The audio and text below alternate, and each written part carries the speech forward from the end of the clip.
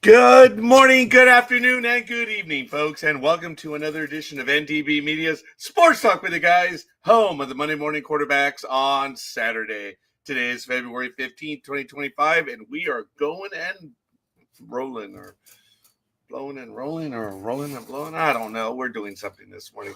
I'm your host, the scorekeeper, not duh or D, just scorekeeper today. It's, as I mentioned, February 15th, and it's cold. And I have to have the dumbest cat in the world. I swear to you, it's like having an engineer as a pet. The most inane, fraidy cat individual. It's right at the door. The door of the garage is open. And it is so cold this morning. And it's at the door. It is unbelievable. It's like having an engineer. As a pet. I'm having flashbacks to my former employer. But hey, it is what it is. Good morning, and I'm sorry. I'm being very... No, I'm not. There's no sorries. It is. It is what it is. Having a cat is to own an engineer. It is. When you look at the attitude and knowing that cats are basically 2 years old, when it comes to our understanding, our ability to thought process, it is. It's actually. Oh, there. As I've mentioned, it is a fraidy cat. Her name is Cinnamon. The neighbors named her, and it is one of the most frustrating little animals, souls, things you could ever have. You know what? I forgot my stir this morning, so I have to get my stir. It's right over there. I'm going to get it. I'm going to keep talking because that's what I do. But good morning, everyone. If you want to go ahead and say hola this morning, please go ahead and do so. I want to make sure I don't get caught up in my wires. And let me see. Okay, I think she's gone now. Oh, yeah. She's out in Littleville or whatever it is. So I do apologize. I have my stirrer now for my hot chocolate because, as you know, I have dumped coffee. I have not had a cup of coffee in maybe, let's see, I did go out to breakfast. No, I did not have coffee either. So, look, I appreciate it. I appreciate the comments, but I really don't care. I say things to say things. Sometimes I really don't care about the return comments. I'm thrilled to read them. But when people say, I need to do this, and you do this, and oh, here we go. Good morning, Lukies. And good morning, Tony. So I guess, the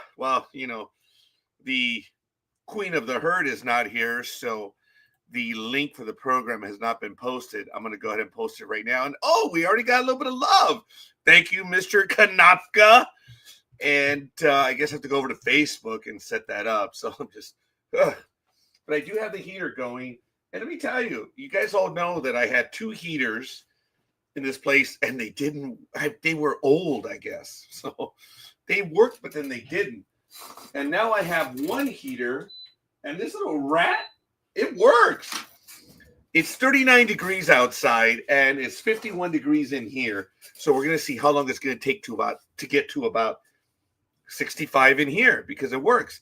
And good morning, Elway 7. And by the way, ladies and gentlemen, for everyone who had a Valentine's Day yesterday, which is everyone who's here, happy belated Valentine. I hope Valentine's Day. Sorry. Every time I remember Valentine's Day, I remember when my sister was giving a class of CCD, and she was talking about everlasting forgiveness and resurrection. And she was referring to a particular passage in the New Testament about someone still having a chance to make it. I walk in and say, nope, he's damned to hell. He sold Jesus. Ruined her whole class. And for some reason, I equate that around Valentine's Day. Yes, Elway 7, I remember that day. Sadly, there's so many things I remember. And no, I'm not Sheldon. But hey, good morning, and thanks everyone for joining. It is a glorious morning, and the Super Bowl was last week, and the Pro Bowl was the week before. No one talks about that. In the Harry Potter world, it was He Who Shall Not Be Named. For us, I suppose it's the Pro Bowl. And hey, it is what it is. It's nothing. So thank you, everyone, for giving me a shout out. I still have not posted in Facebook. I'm doing it now, and I am sorry. I have to head over to the NDB. Oh, I'm in NDB Media. That's why I've been having trouble finding it. The NDB Media host page is not on NDB Media. It's on MAINE. So MAINE's that hurted. You know, I think I ran through the entire Latin gamut on that one. Are they idioms in the Latin language? Ooh, that's a big word this morning. I don't know. I don't think so. I think I just came up with that word. Hey, what up, dude? Yeah, I know. I just come up with these from time to time. Anyway, let me see if I can find it. Where's the NDB Media host page? I really am having trouble finding it this morning. I guess it's under groups, right? There it is. I'm just going to post it on there. Sorry, folks. I'm running behind. All 25 of yous. There it is. Posted. Didn't even put a title or description as to who it's for, but it's the one that I just posted right now. So if you want to come on in, let's go ahead and do it. But all kidding aside, we're going to go around the horn. It is very cold. It's still 51 degrees right now. Roger degrees. I don't know what that means. Oh, wrong controller. So I'm going to put it to rotate. And it is. So little kitty is outside freezing. It is still 51 degrees. But when I walked outside this morning, it wasn't that cold. It was 39. I know, Tony. I know it's rough where you are. It's like what? 1? Whether you're in Detroit or Philadelphia. Oof. It is just one of those things. I don't know where I got that from right now. Can you tell I'm lost this morning? I am. I don't know what to do. Okay, here we go. Let's take a look. This morning it is, wow, it says it's 45 right now, but I have my remote sensor outside saying it's 39. I'm going to have to show you my new toy. It's really cool. It's one of those atomic clock thingies, and it's really neat. Well, I'll bring it over right now. I have an outside sensor. Oh, so cold in LA. I feel so bad for you. Yeah, it is. Good morning, Lethal. How you doing, man? And here we go. Here's my new toy, my atomic clock toy. See? It's 51 degrees in here, 39 degrees outside. That's it. Oh, I dimmed it. I dimmed it again. I dimming it more and more. There we go.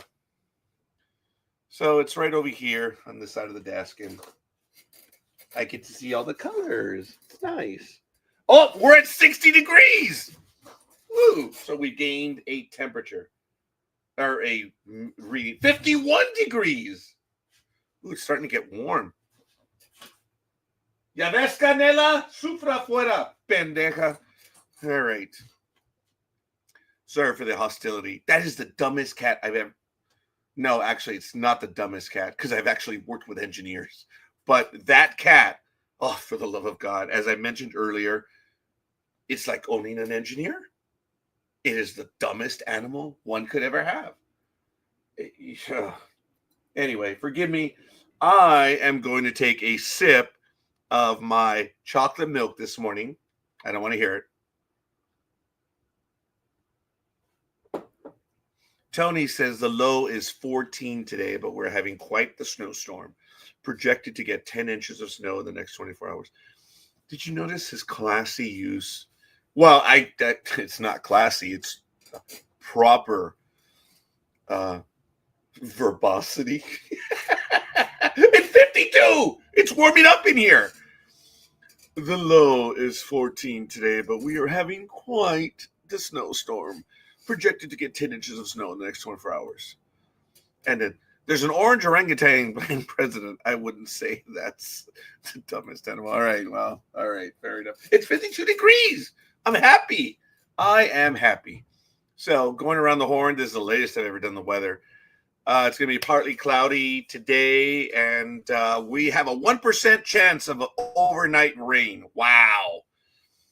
As you know, in the weather forecasting business, yes, that's what you get with a classical education.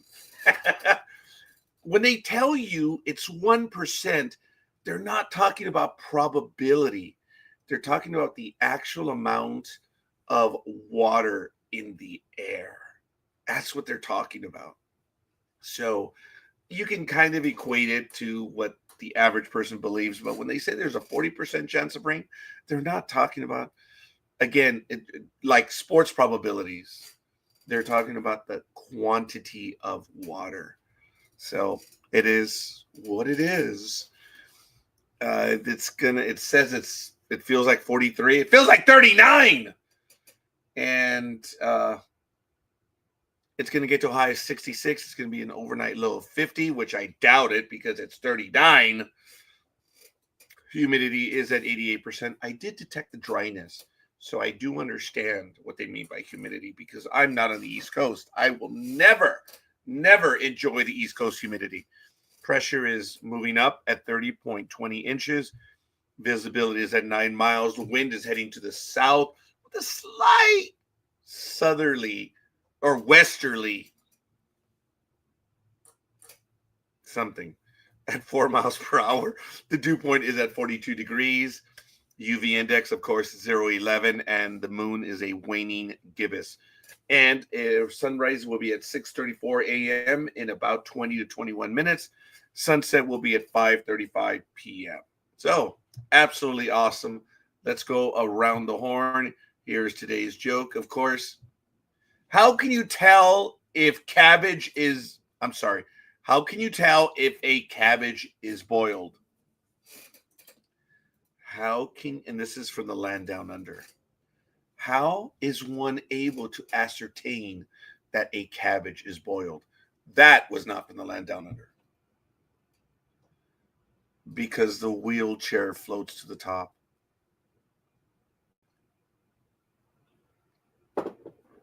I know that's messed up. Did you guys know that we have a wheelchair inside?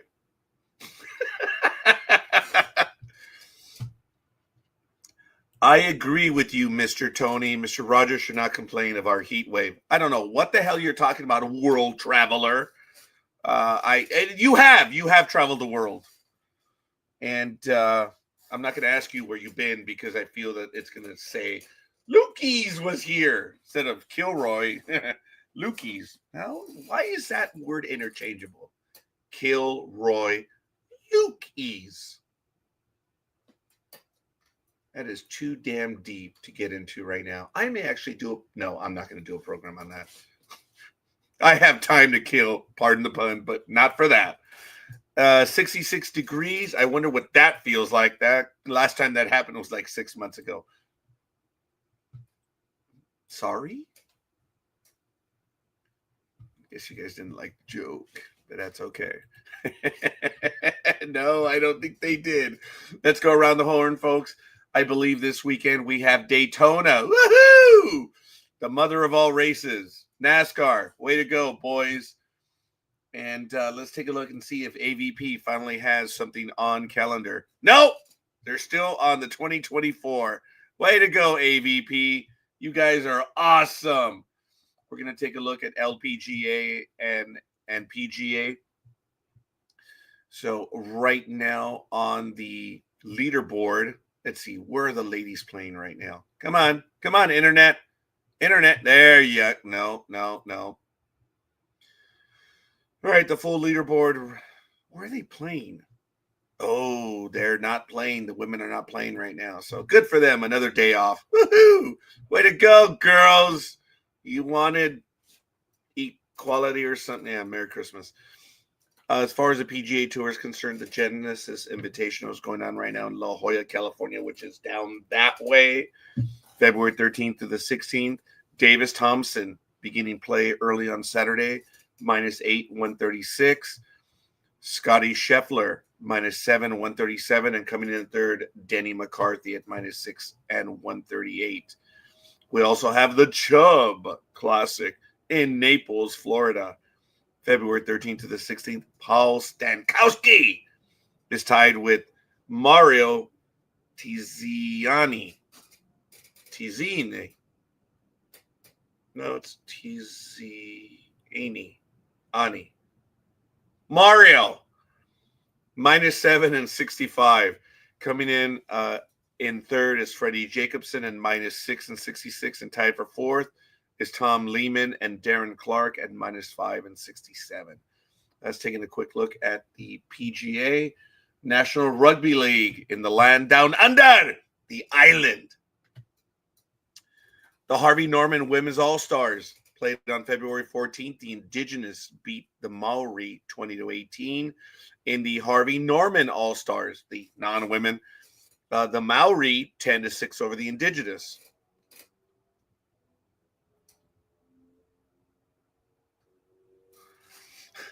The Witzer preseason challenge has begun, round 2. This was on February 13th, 2 days ago. The Sharks. Oh, my God. The Raiders jumped the Sharks. Oh, no, wait. The Sharks jumped the Raiders. Even in the NFL and in National Rugby League, same thing in New Zealand. Sharks 40, Raiders 10. Wow. That's an easy way to teach multiplication.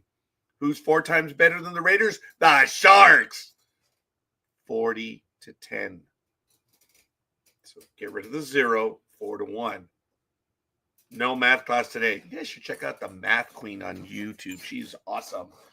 It's all about order of operations, folks. If you're trying to figure out something on math, it's order of operations. But I only have a high school diploma, so whatever. The Eels 44, Knights 18, and the Dolphins. Why are sea creatures taking on humans and winning? Dolphins 50, Cowboys 8. I'm not going to do that ratio, but that's a more than 5-1 ratio. Warriors took out the Storm 36-10. The Sea Eagles 34-24 over the Rabbitohs. And later today at 8:30 p.m. local time, the Broncos visit the Titans. Woohoo! We're going to take a look at IndyCar, which I believe they start next month at Thermal, March 23rd, actually March 2nd. The Firestone Grand Prix of St. Petersburg. Check it on Fox, Live, Sirius XM. 15 days, 2 hours, 40 minutes, and 50 seconds mark. It's 52 degrees in here. Woohoo! Sorry about that. I wasn't able to do what I needed to do. NHRA. Let me kill some of the other tabs that I have open. I mean that proverbially. I just killed another tab. I'm going to kill another one. NHRA. Championship Drag Racing. Emily Motor Order, the Gator Nationals, March 6th through the 9th in Gainesville, Florida.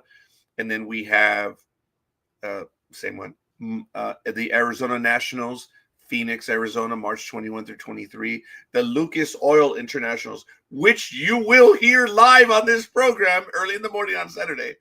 Pomona, California, March 27th through the 30th.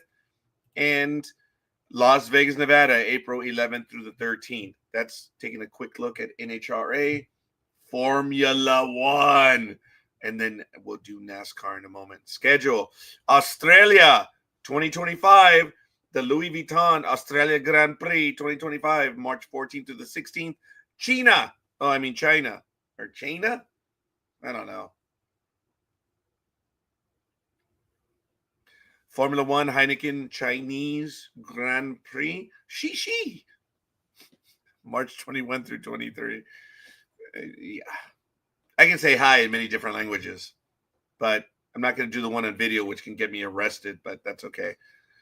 Japan 2025, April 4th through 6th. Bahrain, April 11th through 13th. Oh, and folks, don't try to be a snob. Don't try to be like scorekeeper. It's Qatar. It's not Qatar. It's Qatar.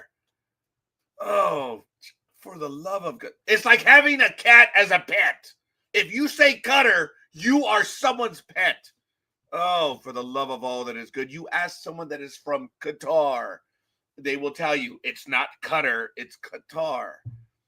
It's because Formula One goes there, and I know Qatar will be on calendar eventually. And I will throw a fit then as well. So the schedule for NASCAR, the granddaddy. No, is it really the granddaddy of sports racing? I don't know. I have to ask a hick. Hey, Tony. Just kidding. You're never hick, buddy. You're too smart for that. Daytona is day 1, and Daytona 500 is, of course, on February 16th. The Am Better Health 400, the Atlanta Motor Speedway, is February 23rd. Circuit of the Americas is March 2nd. Phoenix Raceway is March 9th. The Shriner Children's 500. The Pennzoil 400, the Las Vegas Motor Speedway, is March 16th. March 23rd, Homestead Miami Speedway. The Cookout 400, Martinsville Speedway, is March 30th. Darlington, where is my favorite race? It's one that I humbly offer that you guys should check out. Sonoma is July 13th. The Toyota Save Mart 350, Sonoma, July 13th. Put it on your calendars. Watch it in agony along with Scorekeeper. And the reason why Sonoma is, in my humble opinion, one of the better races is, as you know, NASCAR is a bunch of left turns. That's all they are. That's all it is. But with Sonoma, you have what they call a road course. And you speed uphill, go left, and you go right, then you go right again, then you go left, and then right. And then you do an S thingy. I said it. I know I could be arrested for that. But you do an S thingy. I did it again. And then you do something. And you come back around. And there it is. That's the race. It is not left. No, none of that. It is a nice, absolutely awesome road course. Let me see. What does he say? Sorry, Tony. I took a shot at you, brother. They are likely adding a shot clock to the GPA, or the PGPA. Whoa! Still 52 degrees in here. It's cold. Really? They're going to add a putt clock to the PGA? Interesting. I don't care what it's called. Their politics are even worse in this country. Aye, lad. That is fair. That is very fair. I shan't argue with you this morning, nor will I send my Grail diary to you, because you're going to bring it back to me. What's the point of sending my Grail diary to you? Did you guys know that you can buy that, the Grail diary from Indiana Jones and the Last Crusade? I want one. I'm going to get one. And then you wonder why I do a program on Saturday nights called Love Line. It's not Love Line, but thank you, Lethal Migrant. I don't want to hear it. Instead of buying, I'm buying a Grail diary, fake book. But I do have my own diaries here. For those that know, I have a problem. I may not be on air on Saturday, because next Saturday, because I have to leave town. So I'm probably going to be going somewhere. I'm leaving town. I'm going to be in Anaheim for the weekend on a super secret mission. So I will be unavailable from Thursday night all the way through to Monday. I'm jammed. So I'm going to be in Anaheim. Did I say it already? On a super secret mission? But yeah, I don't know what we're going to do for Sports Talk with the Guys, because I sure as hell I'm not going to wake up that early. I'm actually going to be busy doing things for my faith, my belief system. So I told you guys about that, right? That when people say about their religion, especially I love it when people say, my religion doesn't believe in God. Do you understand the word religion? Religare. It literally means to be with God once again. I know I'm way off topic. Morning and good night. Sorry not being there today. Just got home from a super late movie. My soon-to-be daughter-in-law birthday was yesterday, so we partied and saw a late drive-in movie. You forgot the hyphen. I don't care if you're tired. That was mad. That's mean. I am not an English major, but I know where one is missing a hyphen. But that's okay. I think she's mad because I liked a comment on someone having to do with the South. I thought it was funny, Lethal Migraine, but that's okay. So Did we go over the NASCAR calendar? Yes, we did. And let's do what we do during the NHL season. We go over the standings. Yep. Queen of the Herd shows up. She'd rather go out with her daughter than be here with us. You remember that. You see that quote and you let that burn in. See that? She wrote it. From hell's heart, I stab at thee.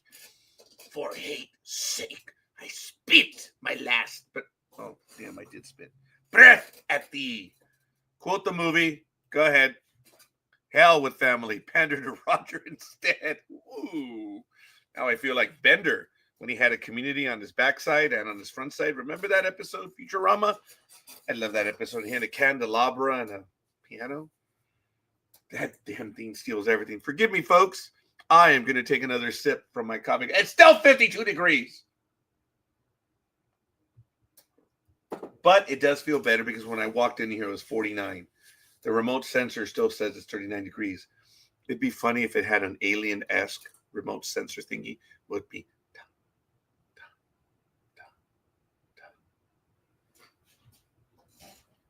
That'd be awesome.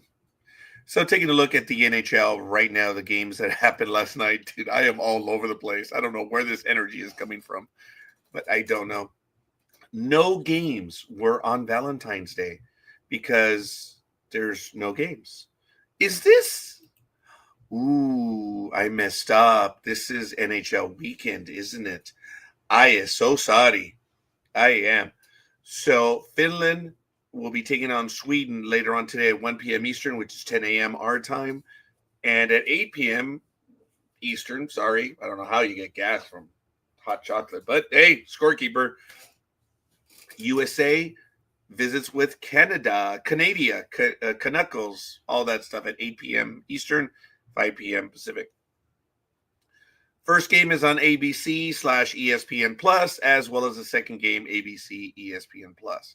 So the standings through, I suppose, this morning, we'll take a look right now. We're going to do the division, then we'll look at the wild card as the season has a little over or a little less than 2 months to play out.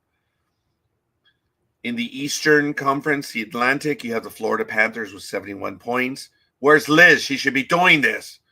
Toronto Maple Leafs, 68. Tampa Bay Lightning at 66. The Ottawa Senators, 62. Detroit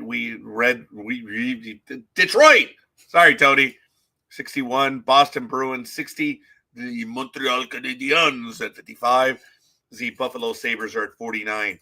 In the Metropolitan, the Washington Capitals are up at 80. I don't know why I'm doing it that way. And then I did that comment in another slur. I don't know why. It's a cadence. Do you have a cadence? I love changing my cadence. The Carolina Hurricanes, 70. The New Jersey Devils, 68.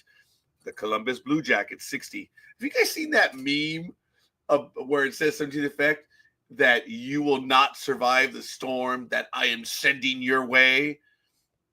And then the response is, yeah, okay, but at least I didn't lose my violin to some hick down in Georgia. I love that little meme on the internet. It's great. The New York Rangers, 58.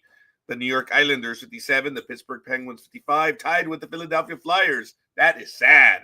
At 55, they're tied.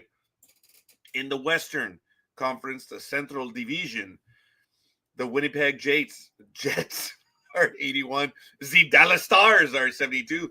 Random Cowboy. Minnesota Wild is at 70. The Colorado Avalanche, 68.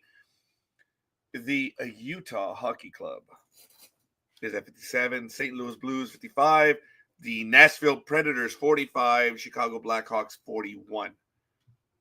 In the Pacific, the Edmonton Oilers are at 72, tied with the Vegas Golden Knights. Woo-hoo! The Los Angeles Kings are in third, where they were last week at 65. The Vancouver Canucks, 63. Calgary Flames, 60. Anaheim Ducks, Big Dogs team, 54. Seattle Kraken, Lethal Migraines team, and the San Jose Sharks. That was his name? Speedy, the Tortuga. His team is at 37. Are they the suckiest team? They are the suckiest team at 37 points. Sorry, Speedy. And taking a quick look in the wild card, and we're going to go to the screen for that one. Let me see. How do we do this? I don't know how to do this. There we go. I think we're doing it now. There it is. You can share along in the misery.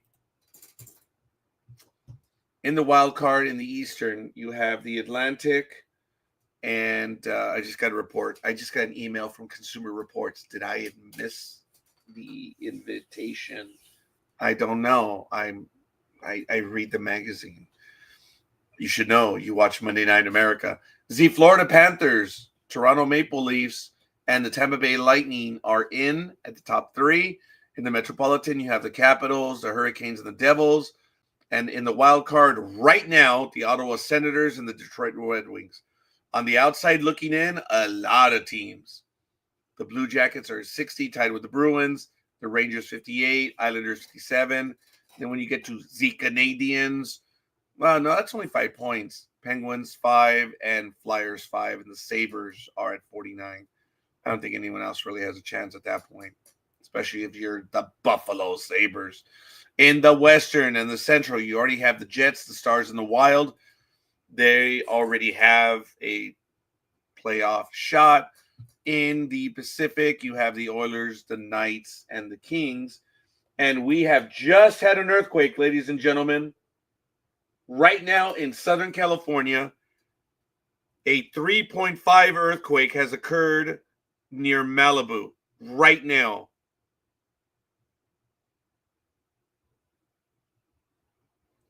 It's 3.5. I am wondering, since I'm not on the floor, but I can feel the floor, if I'm able to feel it.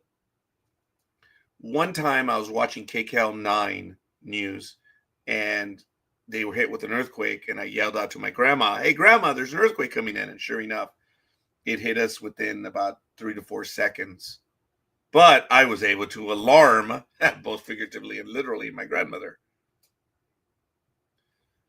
So this is nothing as far as Southern California is concerned.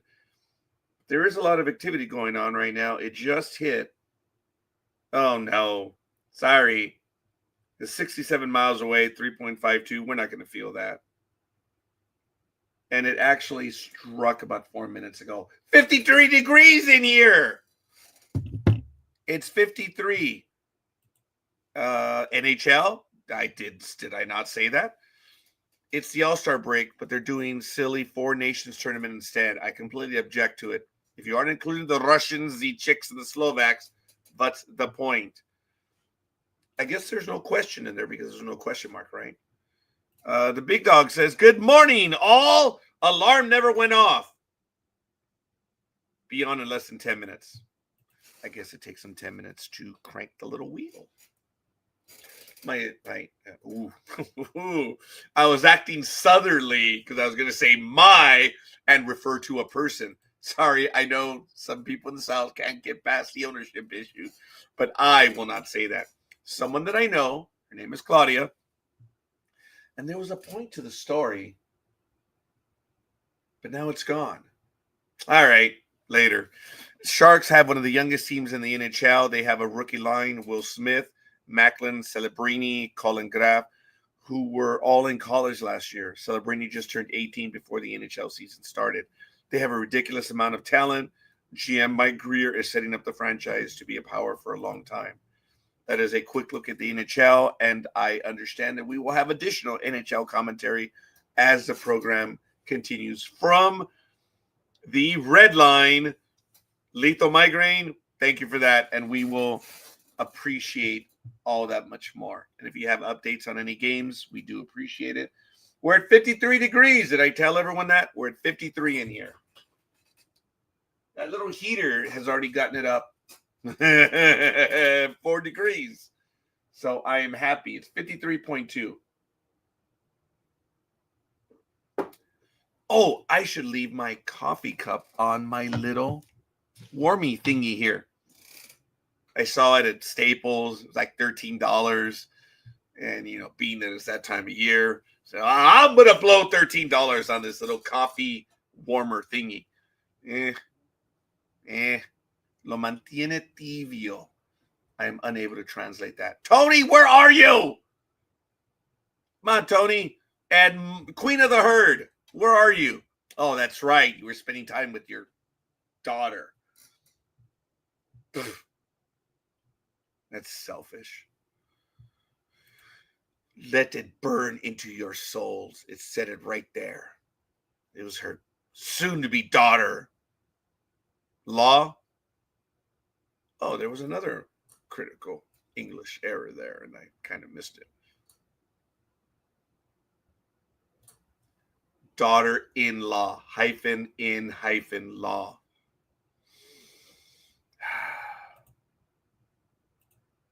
And in an update, U.S. destroyed Finland on Thursday 6-1. Matthew and Brady Tacha combined for 4 goals, 1 assist, 13 shots on net, and 10 hits.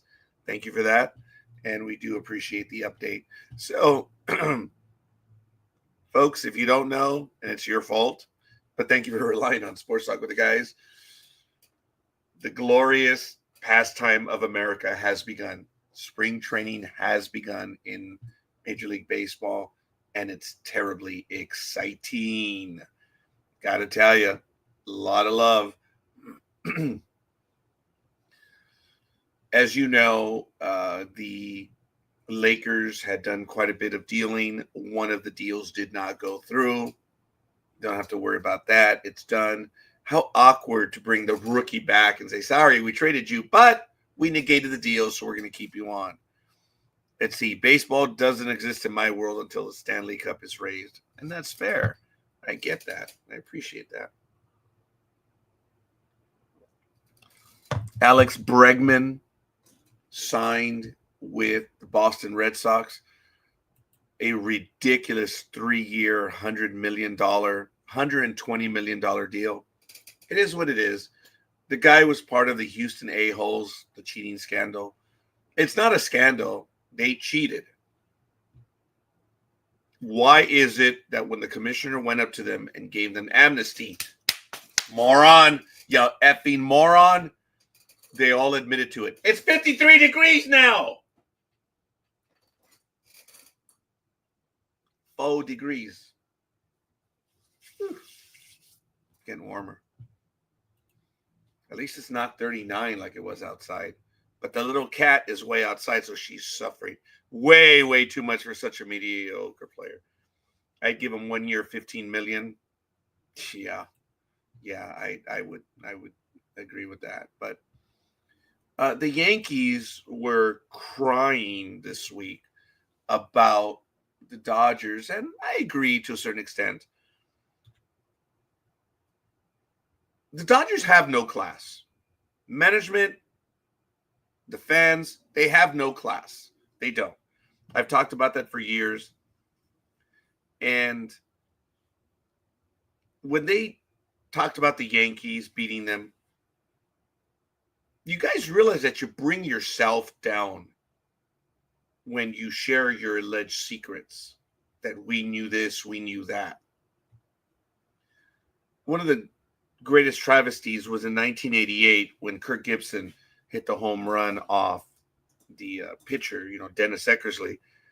They famously said, oh, well, we knew that Eckersley throws sliders on 3 and 2. So you knew. You realize in a conception, I know most Dodger fans are inane, lacking in comprehension. You realize you're taking away from your player. You knew what was coming, so there was really no skill.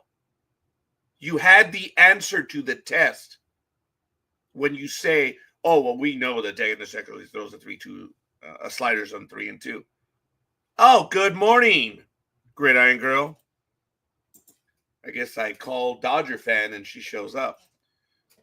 It's like giving away the movie, the plot. You already know what's going to happen. There's no skill in that. the incredible miracle of Kirk Gibson, Dodger fan, you blew it. You basically said, well, we had the answer. We knew what was coming. Instead of going with the incredible story that Kirk Gibson was, you had to ruin it. Last year, Yankees were throttled by the Dodgers. The Dodgers, again, were saying, well, we knew this, we knew that. Dude, instead of just reveling in the victory, once again, you guys say, well, we know they do this and we do that. So you're saying you already had the answer. So you really weren't that better. Think about that. Think about that. Think about the Kirk Gibson thing and now this. The Dodgers showed no class whatsoever when they won the World Series. Look at what happened during the parade. Dodger fan, way to go. Way to go, buddy. But whatever. Instead of reveling in the battle that it was in you winning, you wanted to come across as this overly superior individual. And the only thing you came across is an ass. As a matter of fact, even Yankee management that doesn't really comment about that stuff went on to say, if we were to win, we would at least show some class. And every time the Yankees won, they never belittled their enemy. They never talked down. They never did anything. And what did the Dodgers do? They finally win one in, since 2020. They've won twice now. Why don't you just revel in the victory? Revel in the fact that you throttled them. But when you say that you had this, you had that, you're basically saying you had the answers to the test. It was a foregone conclusion. And it takes away from your victory. Why don't you just shut up and revel in it? But there are other teams, obviously beginning with the Yankees, that have now called out Dodger management and players by, dude, show some class. But again, we're talking about Dodger fans, so what are we gonna say? Congratulations to the Los Angeles Dodgers as a Yankee fan. And we are not inane. What you're saying is tragedy or guessing what's next is having the answer, sore loser. I'm not a sore loser. The Dodgers have been classless. But whatever. You win. You celebrate the victory. The meme about Aaron Judge, that's going to stay with us for the longest time. I bet you the meme of Aaron Judge dropping the ball in center field, that's going to last a lot longer than Shohei Ohtani's 50-50 season, let me tell you. So if you're not getting the concept, I get it. But, celebrate your win. But we've already talked about that for a little while. All I'm saying is the Yankees, even themselves, have commented this year and said, if they were to win, and he was speaking for all of baseball, they would show class. The Dodger organization did not. And it's okay. A lot of the players were talking a lot. They were talking about the Padres. They were talking about the Mets. And, hey, Dodgers are the best team in baseball. Good luck next year. There are going to be a lot of teams gunning for you because of your attitudes. So all I can say is that when you do stuff like that out in public, outside of the game, when you go onto the field, that's where real teams like to settle up. It's not a kid's game.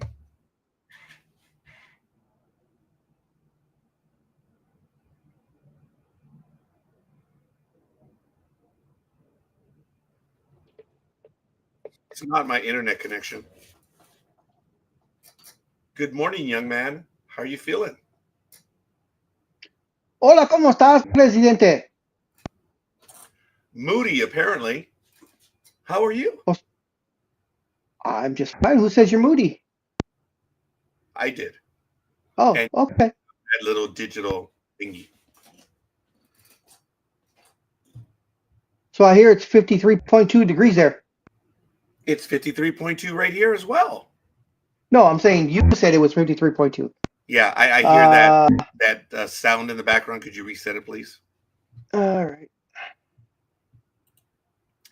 As a matter of fact, currently the Dodger 40-man There you roster is go. a four. Thank you. Thank you for that, Lethal Migraine. Currently, the Dodger 40-man roster is at $402.3 million. Look, folks, I've said it. It's a great time to be a Dodger fan.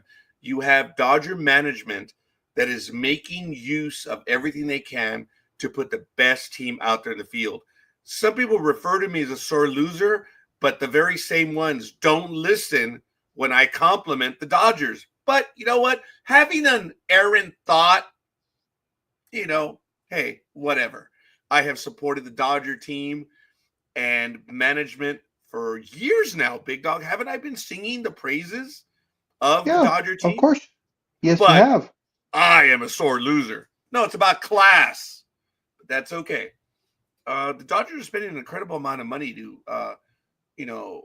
put talent. Who wouldn't want their management to do that? I know what it was like for 40 years when George Steinbrenner, God rest his soul. I wish that bastard were back. But because his kids live a life of luxury and they don't want any of that billions to evaporate. But, it is what it is. And way to go. Almost every week I say it's a great time to be a Dodger fan because of what their management team is doing. But if you don't want to see the forest for the trees or the trees for the forest, it's very simple. Act like adults. But for some people, that's too much to ask. So How did you feel about the Dodgers bringing back their most tenured player? I was surprised by that. So was I. I thought he was done.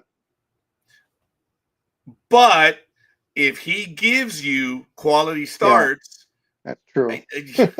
what are you going to do? The battle is to get to the playoffs. And the Dodgers have a surplus of pitching right now, if they're healthy. That's the one thing. I feel bad for Dodger management because they have invested an ungodly sum in pitching, and they have not had good luck with pitching for a while now. But they've won because of the balance of their team. So the collective balance tax currently sits at 153 million.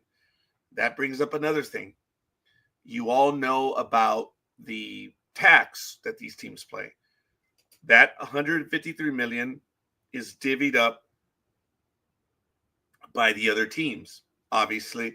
And I think the Yankees actually get a little bit of that as well.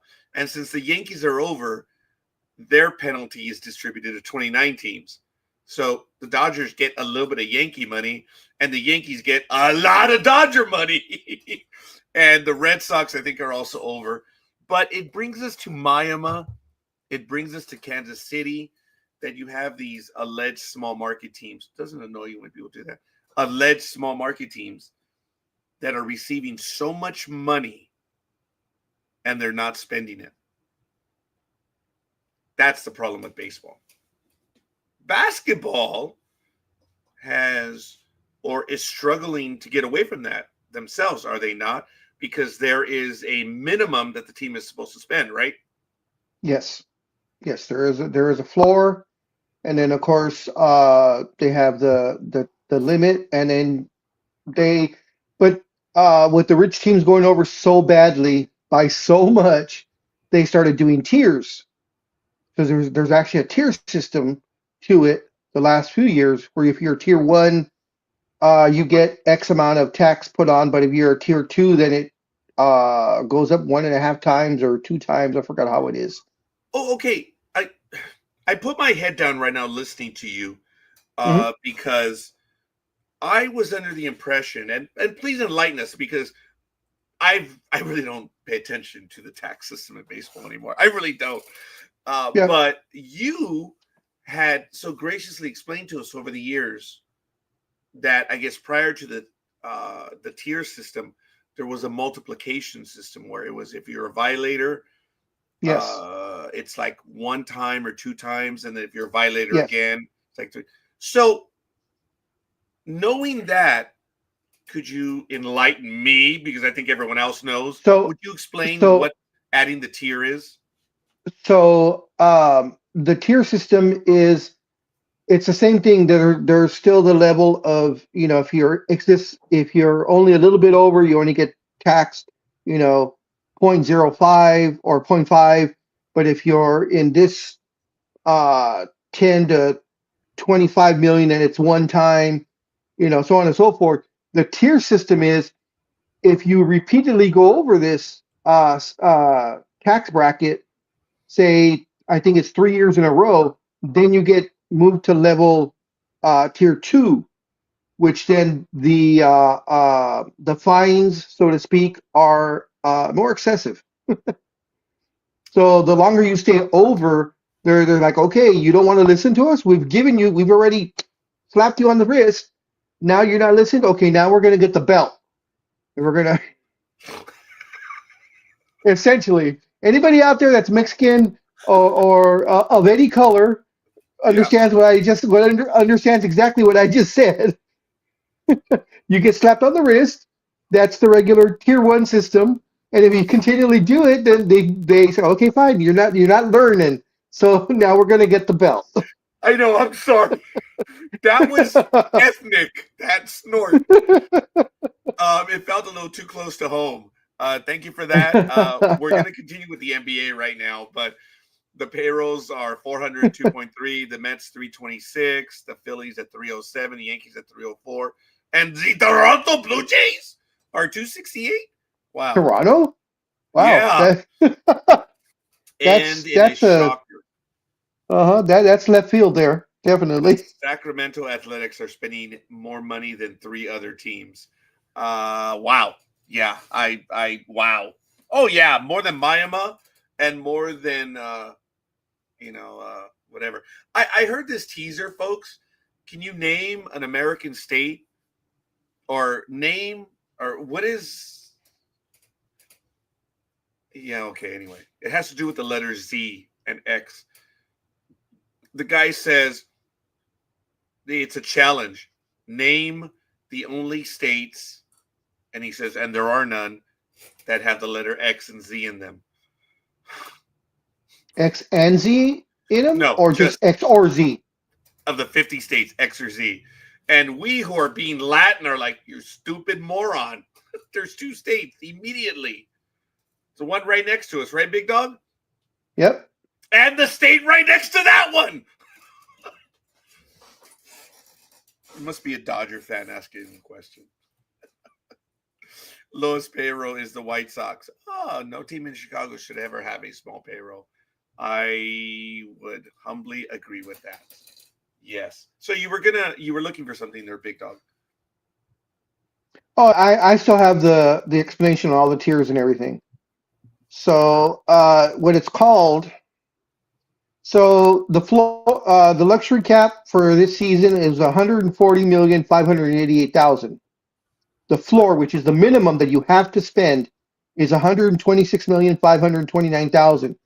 If for whatever reason you do not reach that floor amount of 126,529, the NBA pushes you to that and then distributes that money to everyone, whatever you're short. The luxury tax, as I said, the salary cap was 140.588. Luxury tax is 170,814,000. If you get to 178,132,000, you are now on the first apron. And then if you go over 188,931,000, you are on the second apron. And of course, you have your taxes or your penalties. If it's your first year, excuse me, if you can go over the luxury tax 1 or 2 years in a row, and you are in the first group of penalties. If you are a repeat tax offender, which is 3 or 4 years or more in the luxury tax, then the number significantly goes up higher. So let's say you are 10 million, 10 to 15 million. Well, no one's ever that low. Let's say you're 15 to 20 million above the tax, the luxury tax. If it's in your first 2 years, you get fined $3.25 per dollar for every dollar you're over that luxury tax. If you are a repeat luxury tax offender, which is 3 years or more, that $3.25 turns into $4.25 per dollar. So of course that adds up So very, if very you have quickly. to have that mid-level player, that $15 million, I'm not talking about the mid-level exception or anything like that. But if you have to sign a player at $15 million, this is what it would cost the Lakers in a just proving the $4.25 point. At $15 million 1-year contract, the penalty, wow, is $63.75 million. So that $15 million contract is now 75. $78.75 million. Yeah. You go get So him. You go get him. And change the name of the Gulf of Mexico along the way with that money too. so okay, so the highest salary is the Phoenix Suns this season. So since you have your adding machine there, punch us in, sir. 212-283-821 minus, Oh, for the love of God. let's see what the luxury tax is. Okay, minus 170-814-000.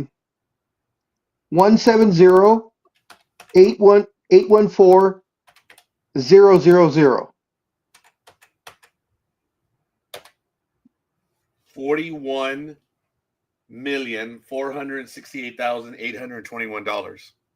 Okay, and times that times Time. 425. 425. $4.25. Ah! The penalty on that is $176,242,489.25. And it's actually more than that because that is the most. Okay, so if you're 15 to 20 million above the tax line, it's 425 per dollar. And then it says for every additional $5 million above that, the rate increases by 50 cents a dollar per dollar. So they were how many over? 100 million over? 170. Oh, 41, I believe. 41 million. So god damn. It's 53.4 degrees now. So let's see, 20 million. So that would be 475. Shoot, that gets you to 25. 30 million would be 525. The 35 million would be 470. I mean 575. So $6. Actually, they're being charged $6.25 per dollar over because they are that far over the threshold. And which team was this? This was the Phoenix Suns. And the Phoenix Suns are, I believe, in ninth place, 10th place. Let's see. They are in Hoops Hype has Phoenix the Phoenix payroll at $220,708,856. Phoenix is in 11th place with a record of 26 wins and 28 losses. So that money's going to real good use. Yes. Exactly. The Benny Hill salute. That's right. Good morning, Aisha. What's up, Yes. anime girl? Oh, that's right. I was going to say, huh? Oh, yeah, that's right. She's anime girl. So Minnesota has the second highest payroll at $204,304,153. It will drop to zero when A-Rod bankrupts the franchise. Yeah, very much. There was, and I have the answer for this because I am stuck up, and there was a lot of, like I said, I love rolling around in the abyss of the internet from time to time. Makes me feel normal. Um, the Luka Doncic trade to the Lakers had a few illiterate, and other words, questioning why the NBA commissioner did not cancel the trade like he did between the Lakers and someone for the president of the NBA or something. I forget the trade. Chris Paul, yeah. Paul Gasol was involved in it, and the other guy that almost died. I forget which, that guy. Lamar And, Odom. yeah, and they were traded for Chris Paul. Chris Paul. And they were saying, well, the commissioner vetoed that trade. Why can't he veto this trade? Talk about being a sore loser and being ignorant. Big Dog knows this, but for those that do not, the reason why the NBA commissioner didn't veto the trade is because he couldn't. Because number one, it's not in the rules. There was no rules violation in the trade. The commissioner can overrule a trade if there is a violation of the rules. There was no violation. The reason why the aforementioned trade, thank you, Big Dog, for mentioning all the players, is because the NBA was running the team at the time. Yep, exactly. And the commissioner said, no. That's why. So it wasn't that big of a deal, I suppose, but a lot of people don't get that. Sorry. Oh, that's what you were commenting on. That's the inner Laker in me scoffing at that it didn't hurt anybody because it cost us, I'd say, at least 2 to 3 championships. What did? The CP3 non-trade or rescinded trade. Had Chris Paul came to the Lakers, it's one of those woulda, coulda, shouldas. I know that, but I am supremely confident that if Chris Paul came to the Lakers, we would have won at least 2 more championships. So timeout, pass interference. We have a question in the chat room. Yes. Who's the fastest pop star, Big Dog? Who's the fastest pop star? Folks in the chat room, we have a question. Please. I don't know. Give us your answer. What is the answer to that joke? K-pop? I don't know. I'm sure we'll get the answers. Uh-huh. Taylor Swift. I wish I had the music to Benny Hill right now. It would have been perfect. But you couldn't play because then we'd be banned. I played for a few seconds, obviously, and that would be about it. So it is what it is. Earlier this week, as in Dodger news, and I respect Mookie Betts a great deal.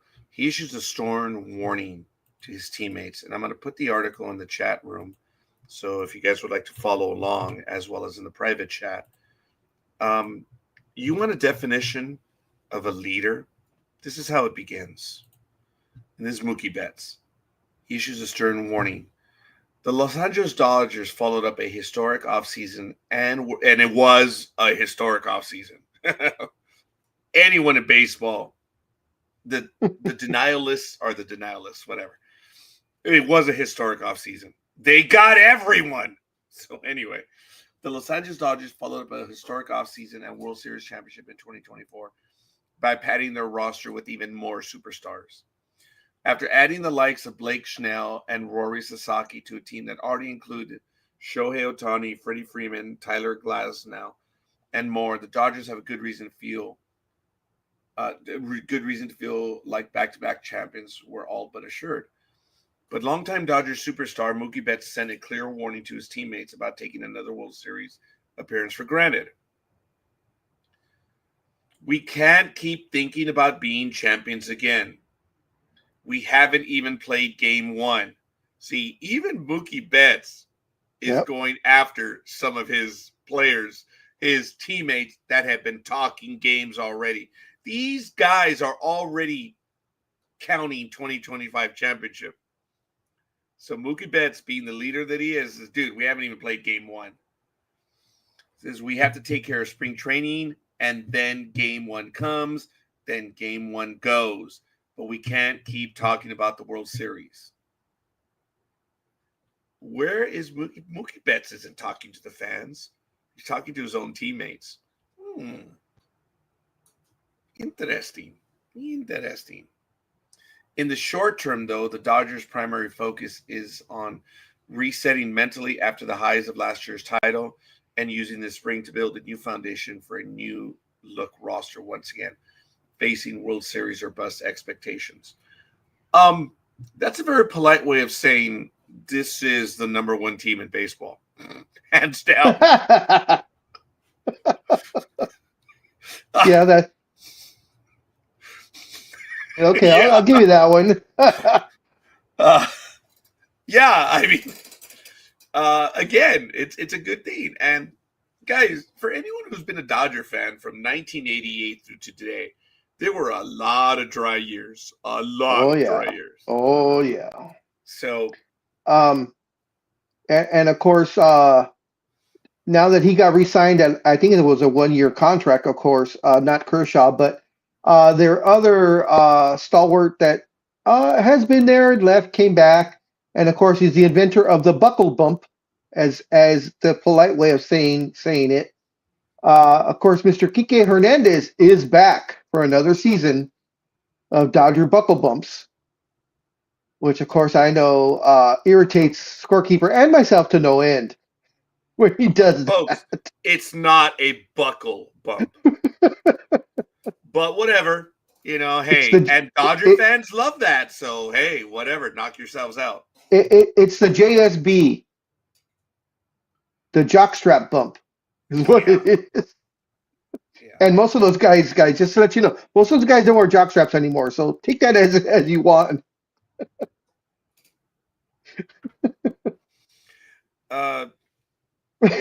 The person, I have to be very careful on how I say. You know what? There's someone in my universe. Her name is Claudia. She's a massive Dodger fan, and more than Gig, or on par with Gig. No, because I think Gig would go to a minor league baseball game with me. Oh, Claudia yes, you would. Really? She will not go to a non-Dodgers minor league team. The invite was presented and flat out it was. She gave me RFB or RBF when I offered to go to the 66ers, which are the Angels minor league team. I got RBF from her. I was like, wow. So I stopped asking. It was kind of interesting there. But the Dodgers are actually going to be walking distance from her home now. So I'm not going to say anything more. But the minor league team will be right around there. And I want to take a moment of being right around there. I want to welcome from across the pond. Good morning, anime girl. How you doing? Konnichiwa, my friends. How are you? Achtung. Nuknek. No, that's bloody Japanese, you prat, not bloody Klingon. Good grief. Sodding colonials. Can't get the decent ones anymore. Konnichiwa. Thank you. The cuddle puppy answers me correctly. And I never thought I'd say that in the same breath as there we go. Oh, come on, guys. I thought we'd have a joke to start with. And I thank you for that. Yes, I did have a joke this morning. Well, yeah, we're waiting for the joke, though, from her.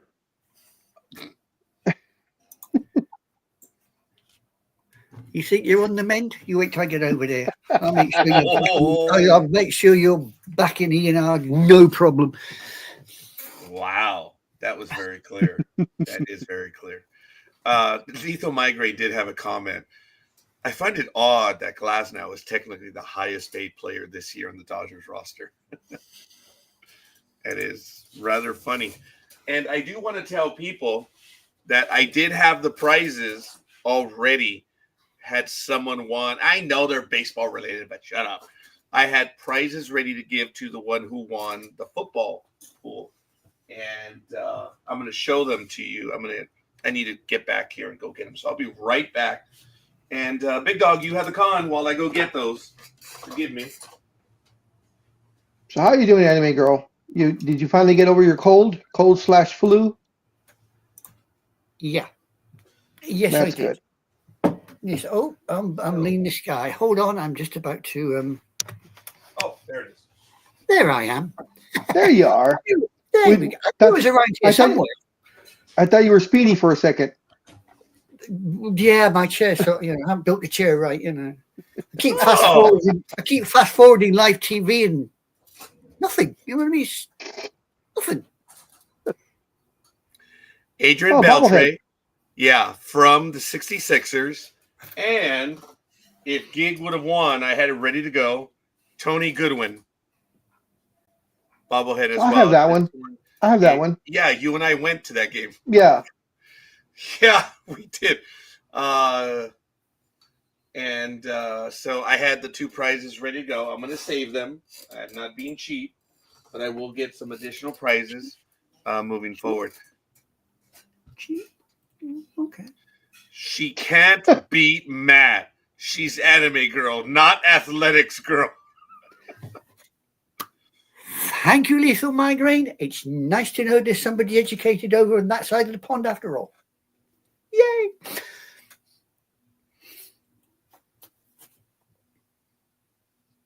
Don't you give me that blooming look. It's 53.6 degrees in here. It'll be even colder when I get over there. It's 40 degrees outside now, so it's starting to catch up. Scorekeeper, their name is not changing to the Sacramento Athletics, is it? I mean, for the next couple of years, or will they stay the Oakland Athletics? Oh, Oakland's gone. As a matter of fact, there was something that happened this past week, and they were talking about the fact that Oakland had been removed from the name, and the elephant, the famous the elephant from the Athletics, has also been removed as well. So don't know 100%, but it looks like it has been removed. I cannot answer because I don't have a solid response to you on that, but it looks like Oakland is gone. They are going to be the Sacramento Athletics. Oh, does that mean Speedy has to move again? Oh, wow. Knowing that he's a San Francisco Giants fan, that's absolutely amusing. So you made it work, Lethal Migraine. You made it work. I just thought I'd ask, I mean, he is, he's an athletics fan after all, the cheerleader par excellence. Wow. In another bit of baseball news, we had talked about this a few weeks ago, but now it looks like it's official that the California Angels have extended their lease through the end of 2032. And the article is being placed in the private chat as well as in the chat room if you want to follow along. It's right there. Angels baseball is extending its lease at Anaheim Stadium through 2032. The Angels last week notified the city of Anaheim that they're exercising a 3-year extension available to the team under its 1996 lease of the city-owned stadium. So, as a lifelong Angels fan, I join those in our city and across our region in welcoming baseball in Anaheim into the next decade, Mayor Ashley Aitken said. The lease extension brings added certainty and ensures the strong tradition of baseball in Anaheim. No. Of there being baseball in Anaheim. As mayor, I look forward to working with the Angels on future community partnerships. And as a fan, I look forward to a great season ahead. So, as you know, which none of us did. There are three-year extensions. So they've taken the first one, and there are others that could be exercised all the way through 2038 on the original 25-year lease. So what they need to do is they need to drop the Los Angeles part of their name. That was the stupidest thing when it happened. It is still stupid. They are the Anaheim Angels, the California. Well, no, they can't be the California Angels because Major League Baseball said, "Pick a city, damn it." So they did. But everyone here at Sports Talk with the Guys were just flabbergasted when they added the Los Angeles part of their name. You were too. Don't give me that look. I Poker am face. listening to your story before I desire to ruin it or Okay, put go my ahead. 3 cents in. No, finish, please. No, I just it needs to. They need to go back to the real name. I'm Pardon sorry. an idiot talking. Weren't they the Anaheim Ducks or something? Or have I got them mixed up? No, you are correct. Yeah, the Anaheim Ducks. And my look was a realization that the big dog was saying, and everyone, I was like, well, I have to listen to this. There's no response. There's no nothing. There's no commentary. There are times that you let the comment go. If you have something to say against it, chime in. Otherwise, no. And I'm belaboring this. And we say for somebody that's got nothing to say about it, you're saying a lot. We're all flabbergasted about it, but that's all right. Never has your gast been so flabbered, has it? Oh, that's impressive. That is. And the other claim to fame that the Los Angeles Angels of Anaheim have, or as we love as Ravine, their claim to fame now is, of course, he's gone. I thought that was just me. I didn't do anything. Neither did I. My hands are here. I haven't touched them. I haven't put a picture up or nothing. Oh, must be an He internet gone. connection. I bet his iPad or something ran out of power. Oh, I'm detecting what? Something's going on with the internet. Oh dear. Oh dear, oh dear, oh dear. I seem to be all right this side for the moment. We're losing the signal. So we're 20 minutes apart. We're far away. Okay, it's stabilizing. Who knows? Maybe it fails. Oh well, while we wait for the little colourful puppy big dog flea bag to return, I put a story in. Hi Matt, how are you doing? I put a story in which I thought was quite amusing. Oh, he's back. He's back. Yeah. Hi there. Where'd you go? I don't know. It's I was noticing it was glitching before, and then whatever. I don't know whatever happened. But anyways, when we lost you, I did detect a surge in activity. So okay. I don't know what it was. See? Maybe all of Southern California at one moment accessed the internet. It was that rare moment. that story you were telling us was so exciting. Everybody wanted to hear about it. Yeah. Who's the magician? Who's the magician? Leaves us and comes right back. I guess the big dog would be the magician this morning. So, scorekeeper can correct me on this one, but the Angels, the other claim to fame now that the Angels have, they now are in possession of the worst contract in baseball history that was given out to a certain player who now, of course, is out again.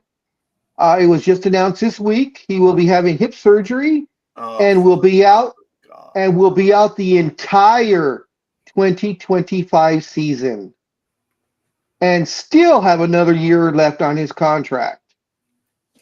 Oh, he's rolling in it then, isn't he? Of course, that is Mr. Rendon. Carlos Rendon.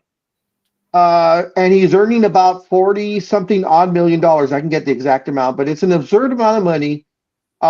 In the Angels contract that he signed, he has, through the length of his contract, which was, I believe, 7 years, and he is now in year 6. This is year 6 of that.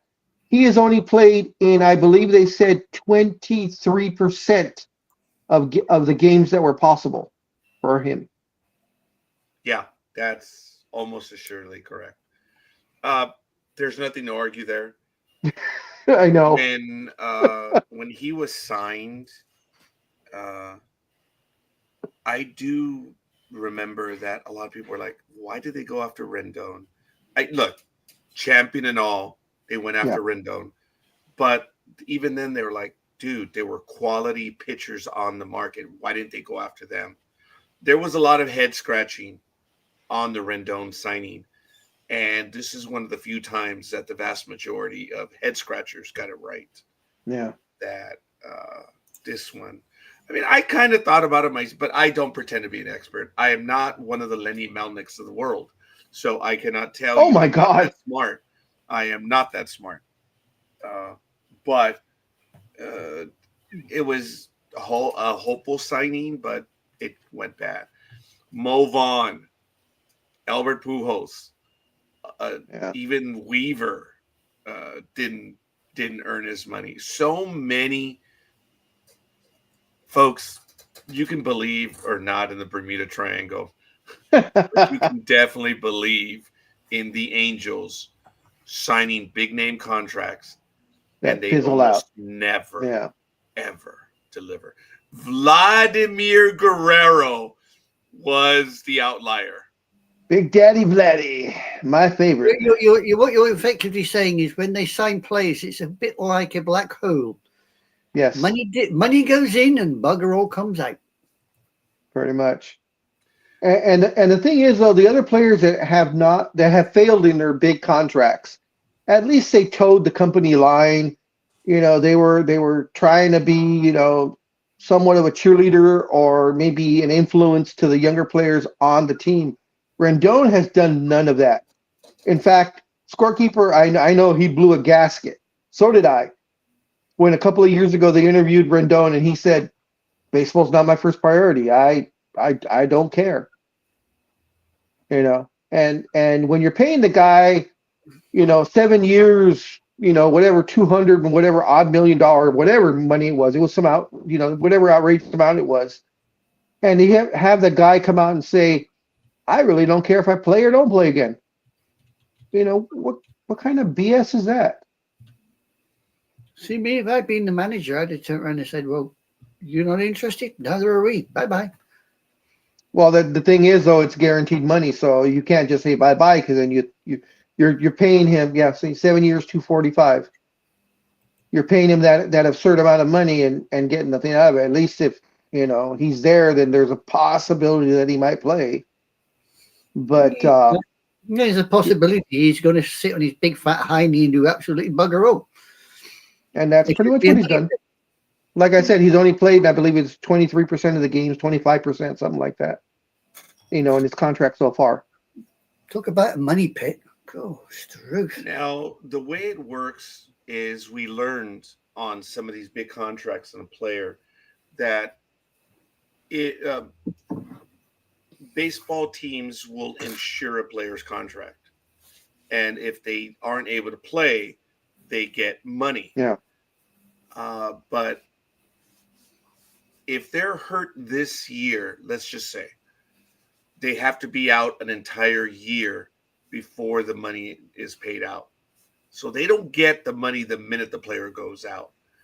There are limitations, but if it's a long-term deal, the best time for the player to ever get hurt is within the first year, because after that, the second year and there on out is given back to the team. But no, we learned it through Aroyd and a few others about that as to how it works. And not every team insures their contract.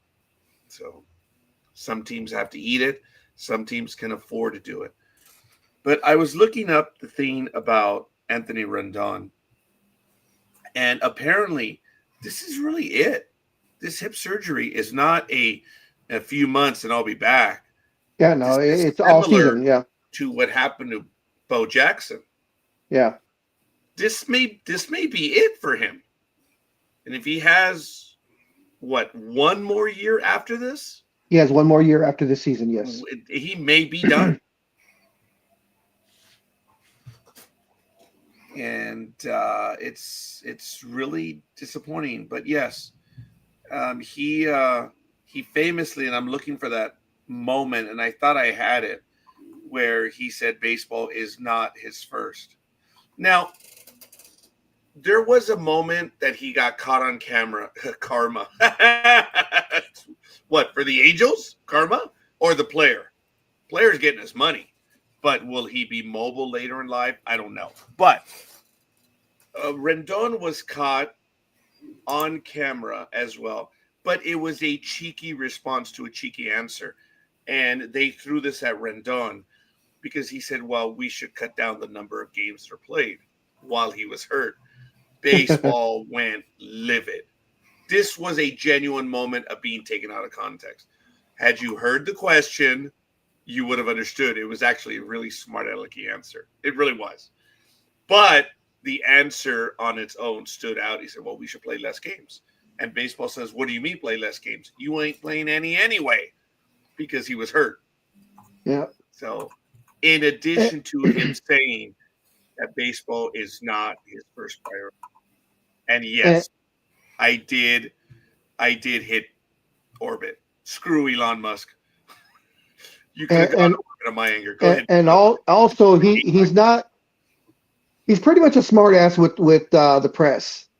When he gets tired of being asked questions, or if it's about his injury, he is very famous for "No hablo inglés ahora," and walks away. Which, in translation for those who don't speak Spanish, says, "I don't speak English today." And he is very famous for doing that dozens of times when he doesn't want to be bothered.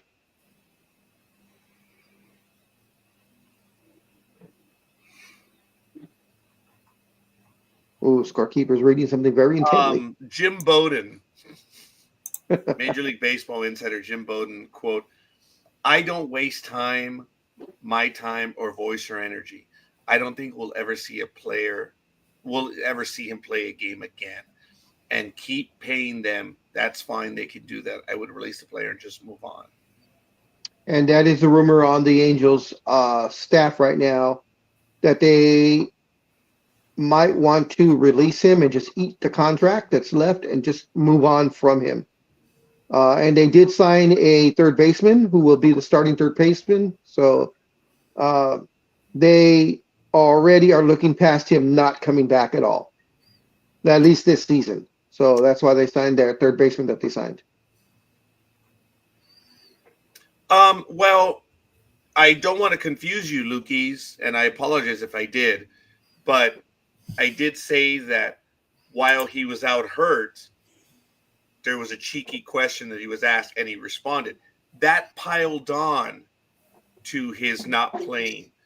But his original comment was that baseball is not number one in his life. It is number two. So go figure. And that was long before he began to become injury riddled. And I think it was in the first year of his contract. That was the first or second year. And didn't it go on something? I mean, I don't know if you remember that, but wasn't it also where he said something to the effect of, we make the playoffs, we don't make the playoffs, I really don't care because baseball is not my main priority. Didn't it go something like that, or am I just imagining I it? believe so. It was something like that. And that's why the baseball world readily said, dude. Yeah, exactly, yeah. It wasn't just Scorekeeper heading to Mars. It was a lot of people. But you had to catch up because I was on my way to Venus. There was enough energy to go, and a lot of baseball people were like, "Dude, you are the epitome of baseball right now. and it was just it was disappointing. Now, I appreciate what Lethal Migraine said. Since Trout signed his extension starting in 2019, out of 972 games, he's only played 453 games. Yeah. He is, in fact, on the Joel Embiid plan. I take exception to that because Embiid has said he does not want to play back-to-backs, and he has no plan on ever playing back-to-backs again. And I don't think he's even 30 yet. Trout has proven himself, for the longest time, he was the best in baseball. No one could ever say that about Joel Embiid, that he was the best in basketball. But Trout, his injuries have caught up with him. He pushed himself when he was hurt, and he kept playing for the Angels, hoping, for magic to happen, and it never has. And now all his injuries have caught up with him. But you're right, he hasn't played a lot, just under 50%. There may be a lot of stuff going on. Big Dog was cut off. I noticed some internet activity. It must have been the earthquake in Malibu. It shook everyone up. That 3.6 really screwed with our networks here in Southern California. And it was 3.7 yesterday, right? Wasn't it also in Malibu? Actually, yes, there is quite a bit of activity. 54 degrees! Sorry. And it's now 41.5 outside. So it's just one of those Saturdays, I suppose. Embiid has played half the games in his career. Yep. And now he'll play even fewer back-to-back. So, yeah, whatever. Did the NBA fine him for that? Yes. They fined him a hefty amount of money, saying, that he has no plan on ever playing back-to-back games again. I believe it was a couple of million. I'd have to check to make sure, but I know it was a hefty amount, and they also fined the Philadelphia 76ers for, I guess, letting that comment get out. Folks, we have talked about this in the past about the NBA having specific rules. They are, I believe, the only team. I'm sorry. They are. Did I say sorry twice? Yeah. Mm-hmm. Sorry. There we go again. The NBA is the only league that I know of that has specific rules about the players having to play. It's like you have to play. Yeah. Phil Jackson got around it because there was a logic to what he was doing. I think he had like a late night Thursday game, and then the very next day was a day game for the veterans. He's like, yeah, I'm not going to remember that. Phil Jackson that was different. And I don't think anyone cared. Yeah. Go ahead. No, go ahead. The fining of the players now just came out over the last, I'd say, maybe 5 seasons. Clippers. Yeah, exactly. And see what you get for faking that cough. See what happens? It's karma. Yeah, but the word Clippers is what caused it. So the reason being is because they are literally getting billions of dollars from all these networks to showcase the NBA and their stars. And of course, the second most hated ones on my list.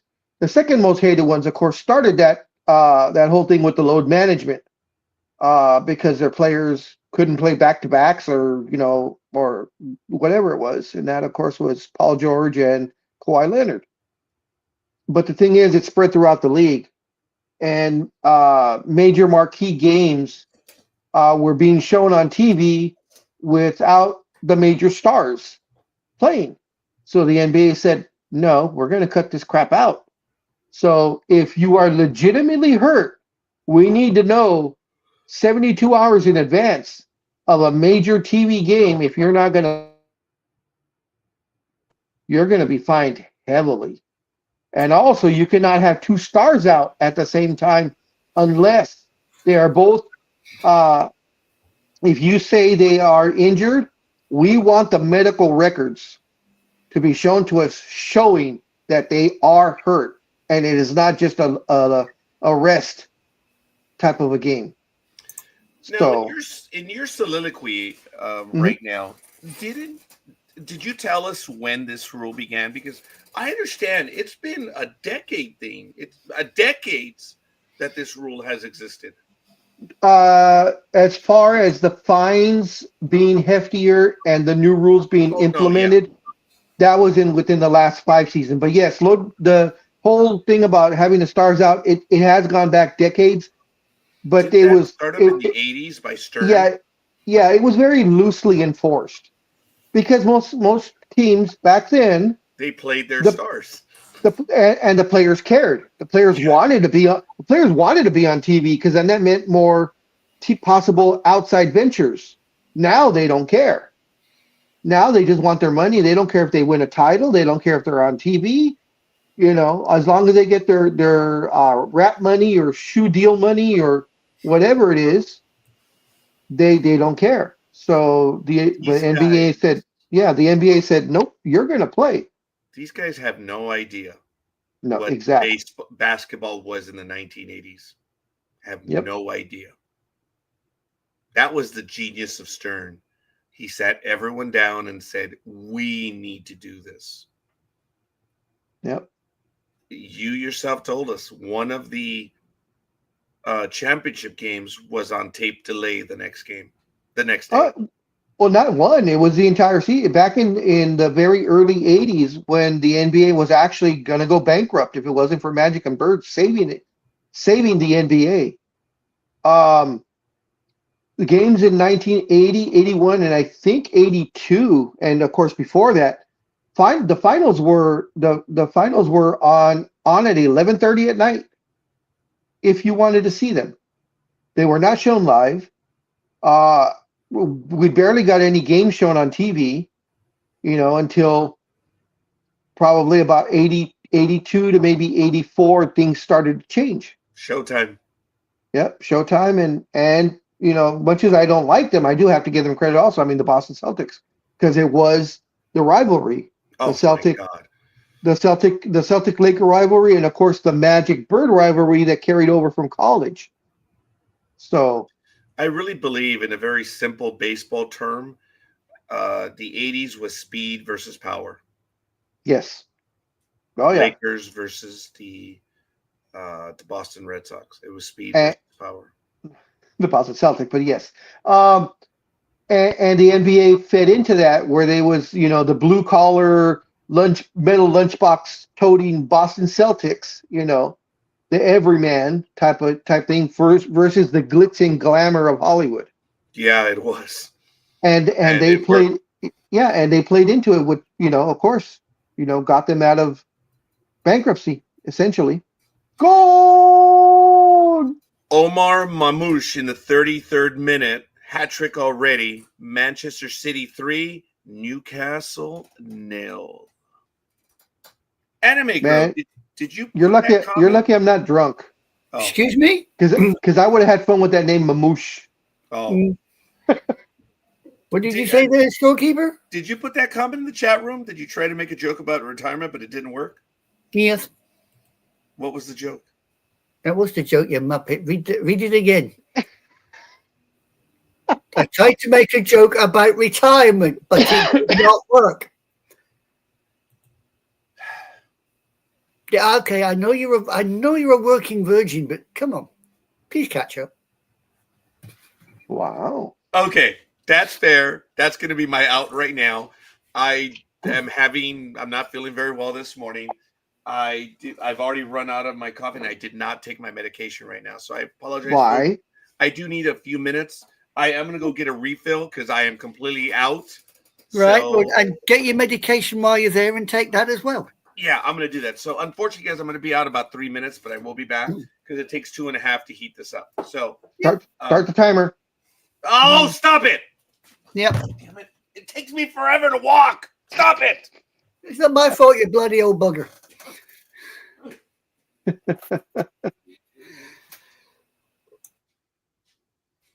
So, Anime Girl, did you have a chance? Were you able to watch the Super Bowl after the fact, or did you watch it live, or listen to it live?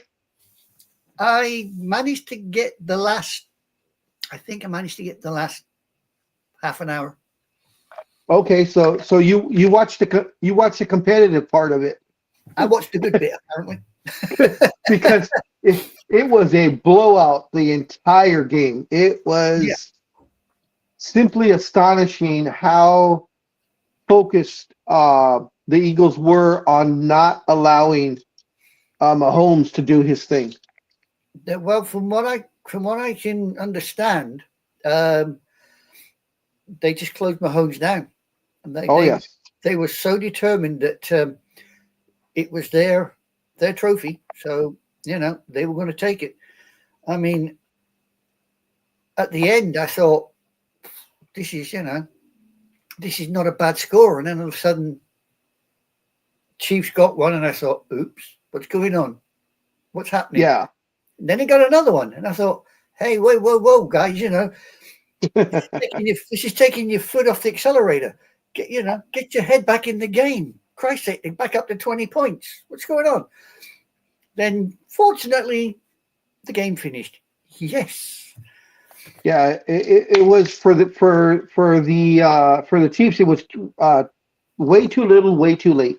Yeah, I put that down in the message. As I said, too little, too late.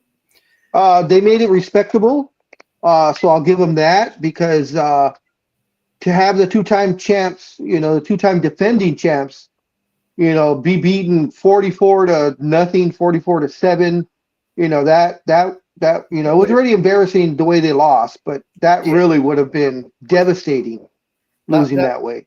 If they'd lost like that, I the funny feeling that there'd been a few heads. Oh yeah, yep, definitely. So yeah, I'm happy. I'm happy for Philly special. And I'm pretty sure he was doing backflips.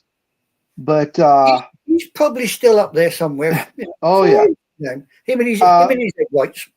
when they came out, the way the Eagles came out from the very beginning, I was like, oh, these guys are determined. They want revenge. From losing. Was it 4 or 5 years ago, whatever it was that they lost to the Chiefs, and of course, feeling that they deserved it this year. So they had a lot. Yeah, the first one?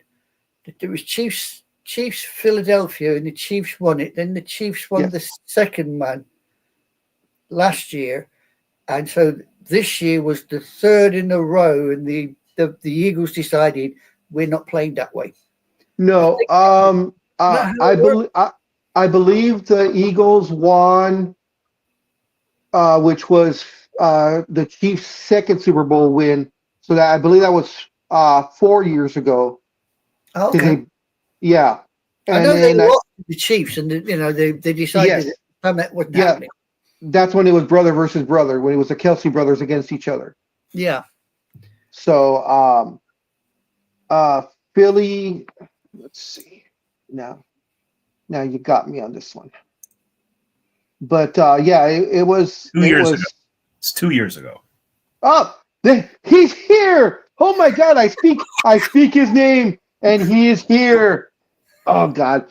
I heard the bleep. I went to see, and I find a dodo.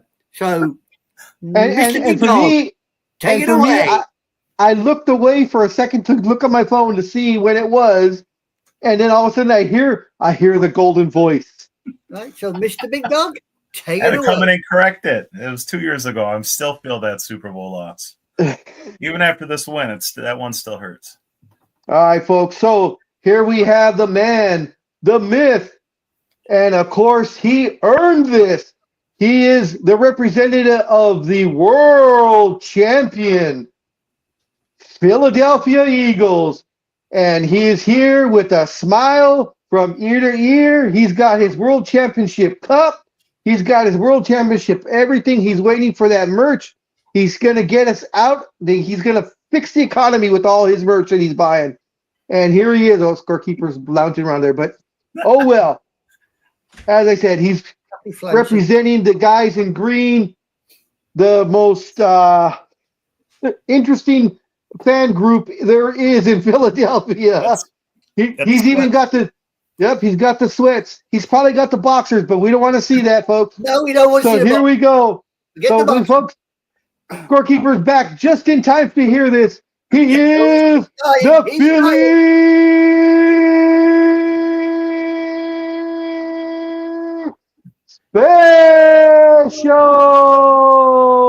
Special.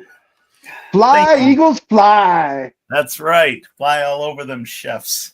The dodo has arisen. Never mind the phoenix. We got the dodo, and he has arisen.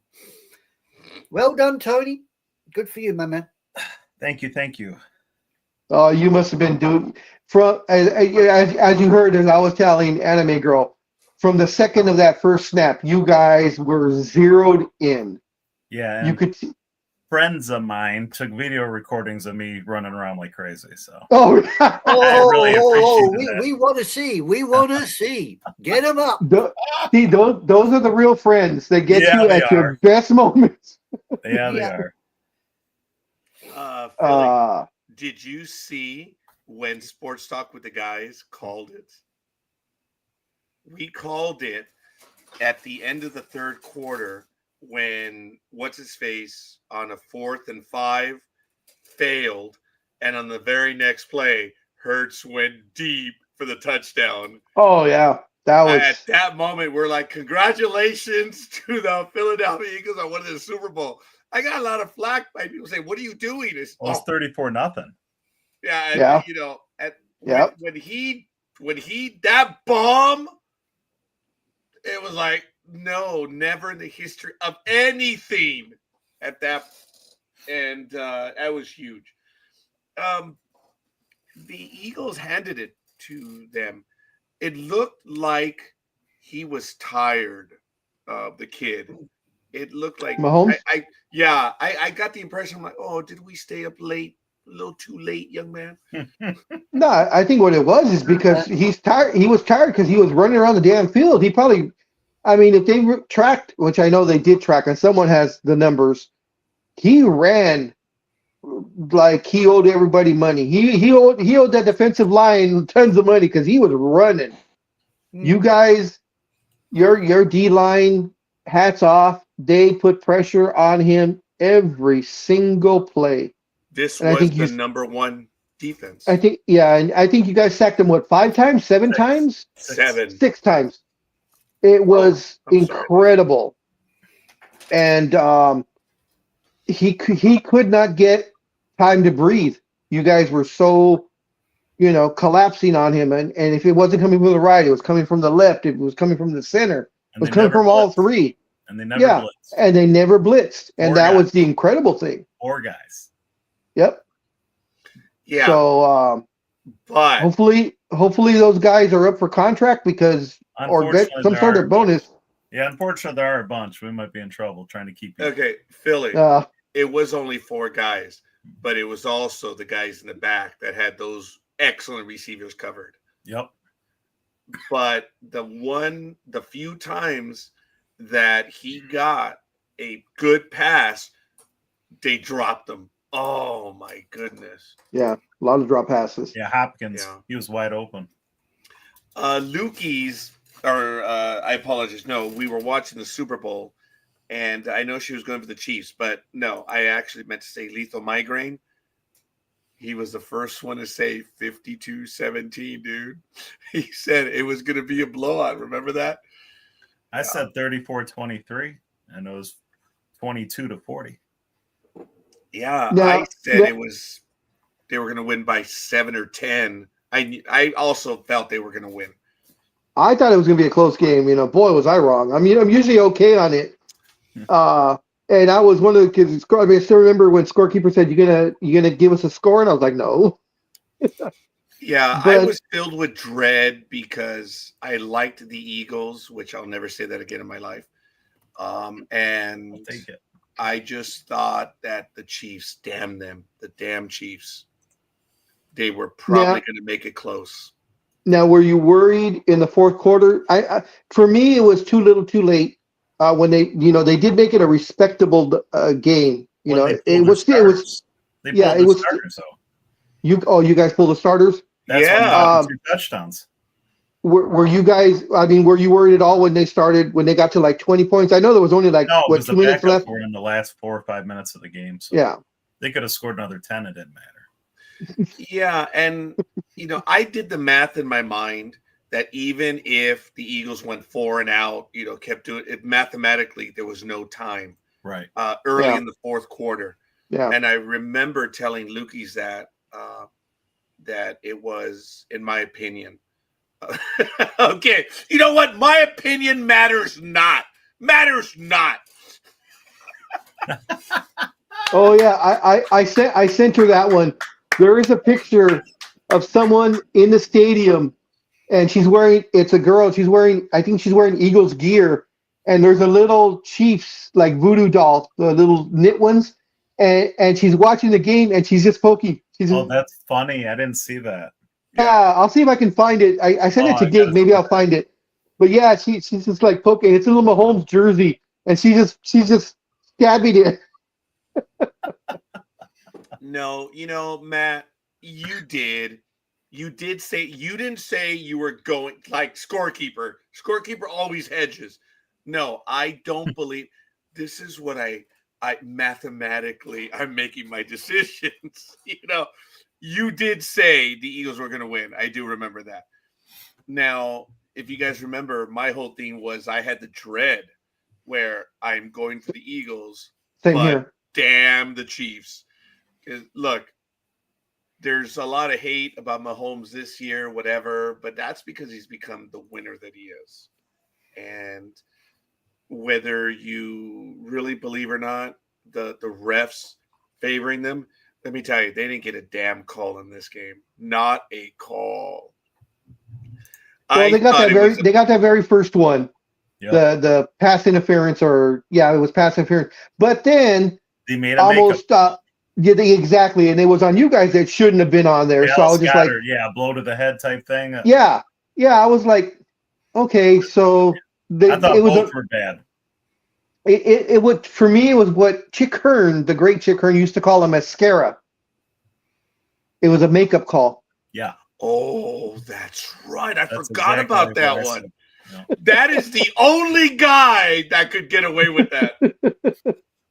So, and then from then on, it was pretty. Then it was fine. Yep. Yeah. So, and of course that they didn't get a call. I'm not saying that they were favored or they came down too hard on them. I'm just saying they didn't get a call. So, and that of course is what all the naysayers are talking about. Going, well, they finally called the game, down the middle. So that's why the Chiefs lost, And I'm like, no. The Chiefs lost. The Chiefs lost because the Eagles beat the crap out of them. That's why they were the better team, or they are the better team.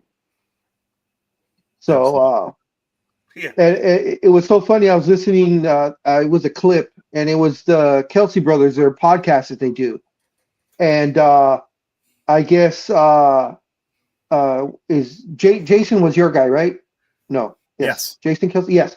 Yeah. So I guess his Travis asked Jason, so who you're going for? And he's like, well, he goes, of course I love you. You're my brother, so of course I want you to win. So Travis gets his big old smile on his face, and then Jason's like, but he's all, I'm green through and through. He's all, you cut me. He goes, I bleed green. He's also, I want all my brothers to win also. And Kelsey's like, hey, wait a minute. He's like, I love you because you are my brother, but these guys were my brothers in battle. He's also, yes, I want you to win. Yes, I want them to win. He's all I know is I'm going to be happy because one of my brothers is going to win. Yep. And I was just like, all right, I'll give it to you. Answer. Yeah. He's hedging on that one, but I'm pretty sure deep down, even though he loves his brother, he wanted the Eagles to win. Absolutely. I think so too. Yeah. Do you think they'll bring him back as some sort of assistant coach or anything, or is that not in his? If he wants to be, I think eventually, yes. I think right now he's going to be gone from the game a couple of years, just doing what he's doing. Yeah. But I think he'll get lowered right back in, wheeled in, and I think he'll be a coach. Because he was considered pretty much the best center at the time, right, when he retired? Yep. Yeah. And that's a lost art. Yeah, I think Kansas City's. Yeah. set too. Yeah. But no, that was a great game. I wanted to blow out because the last two the Eagles were in just were stressful as hell. Losing by 3, and then that Brady Yeah. one where we had to wait for that pass to hit the ground, the Hail Mary. Yeah, so it was nice. It was good. We Good. also talked about the fact that there were more Eagles on that team that were coming back, and there was a mission. They were all on a mission. I don't know if you guys noticed, but every time they went to the sideline, oh, I'm sorry. Do you want to go out? They were on the sideline. You could see the Eagles. It was almost a cage beast like. And every time you switch to the Chiefs, it's like someone had just lit off a firework, and they're like, I don't know what happened. It looked like a collective. They just weren't there. And I didn't get that. But, folks, the better team won. Oh, and yeah. it wasn't because of this. It was a bit. No, they kicked. They beat them. That's it. I already heard the Chiefs choked. Being a Yankee of 2004, I've already talked about the choke thing.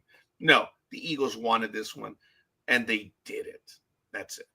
You know what? I enjoyed the game. I did. I enjoyed the game because I was family. I hadn't seen an uncle for a while. Of course, I was visiting with my siblings, and Gmo was suffering through the game. Life was bitching. There's a little bit more to that story right now. They were just more physical. I mean, I think that's why they looked that way on the sidelines. The Chiefs, they knew physically they were just getting manhandled. The Chiefs, demoralizing. The Chiefs pretty much, when you saw the Chiefs sideline, it looked like they had all been collectively punched in the gut. Yeah. Just across the line. Yep. And at the very end, when they showed Travis, and he was emotional, and it is an emotional thing. I mean, you're expected to win. Everybody thought they were going to win, and you guys just beat the crap out of them. I think that realization hit when there's that one where he's just staring like off into space. Yeah. And I know you loved every second of that. I know that. The Mahomes pout, that was my favorite. So you're like me, you're a fan through and through. And when the enemy is losing and you see it on their face, you're like, yes, yes. Blood in the water. Yep. Exactly. So, but these guys were defeated. The thing though now is, how are they going to come back? As far as the Chiefs are concerned, you guys, I think, are going to be great on the comeback if you can retain most of your people. I know now it's a money thing now. Yep. But if you can retain most of your people, I think you guys are going to do fine. The question now is the Chiefs, won three of 4, Super Bowls. Can that team come back one more time? And we talked about it all year. These guys were not as good as their record showed. And if it wasn't for a doink here and a size 13 and instead of a size 12 there, on touchdowns and stuff, they would have had about I think it was a 10-7 record or a 9-8 record. Yeah. That was very plausible for that. Yep. For it to have happened. So, and I've said it all year. They did not look strong. They did not look. This was their worst showing as a team throughout the year of all their Super Bowl possibilities. Yep. And the better team came out and said, you know what, we're going to expose every single weakness that you have. And they did, and hats off to the Eagles, but it's going to be interesting to see what the Chiefs come back with next year. Are they going to just implode, or are they going to take the Eagles type of mentality and say, you know what, we got our asses kicked and we need to prove ourselves. You guys took more of, last time it was a close game. We should have won that game. If it wasn't for this is not going to happen this year. That was your mentality. You could tell, as I said, as soon as you guys, every time you guys took the field, offensive, defensively, you guys were like, no, we're going to play the perfect game, and that's all there is to it. Yeah. So. Yeah. And on that note, I got to go get my daughter. Shit, I didn't realize what time it was. I will be back. Oh, Anime girl?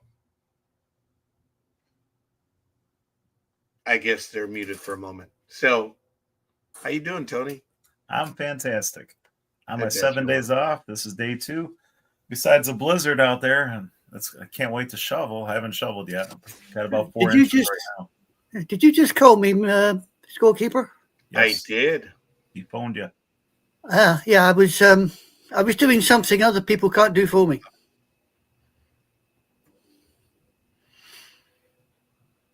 Think about it. What can you do that somebody else cannot do for you? And I don't mean breathe in your case, scorekeeper. Speak English? I went to the White House. Be a Cowboys fan? No, I went to the White House. Oh, you went to the water closet. Bingo.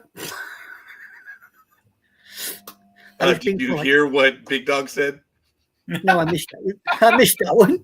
When you said that, I can do what no one else can, and he said, be a Cowboys fan. I see.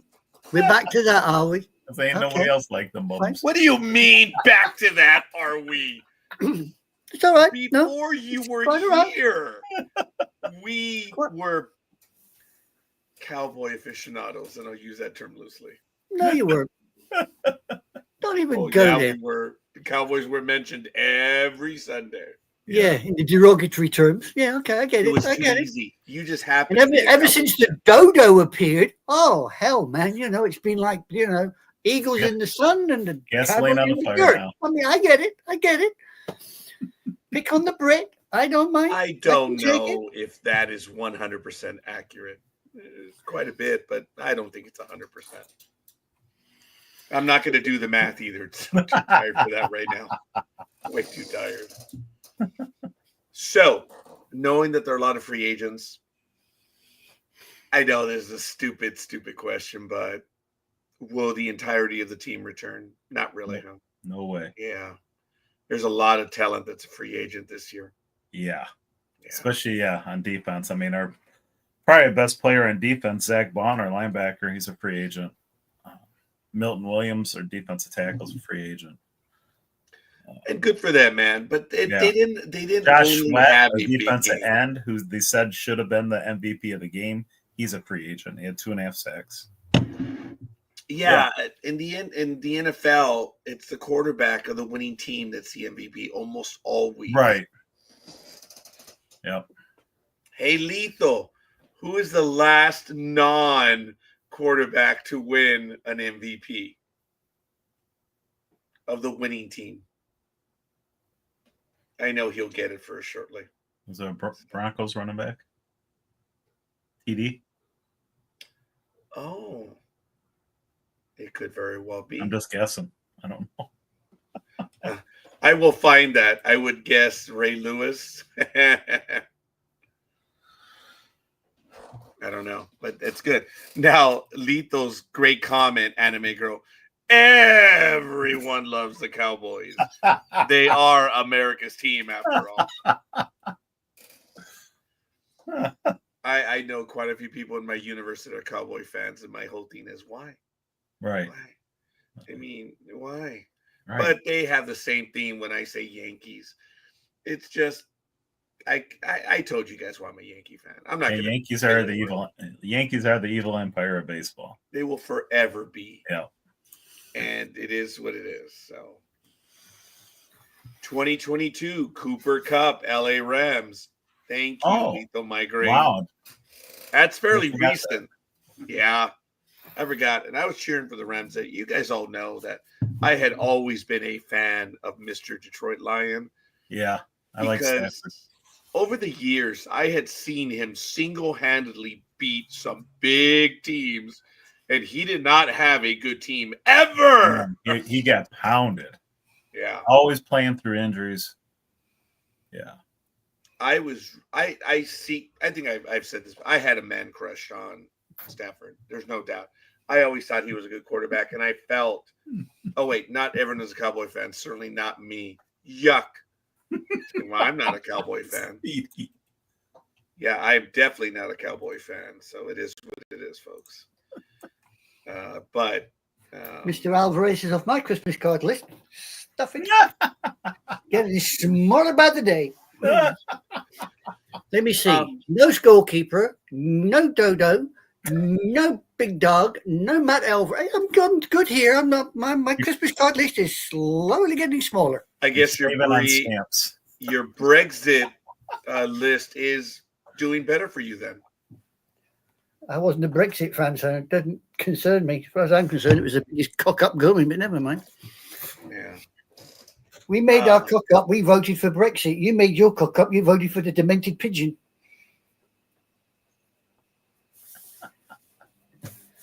Yours is forever.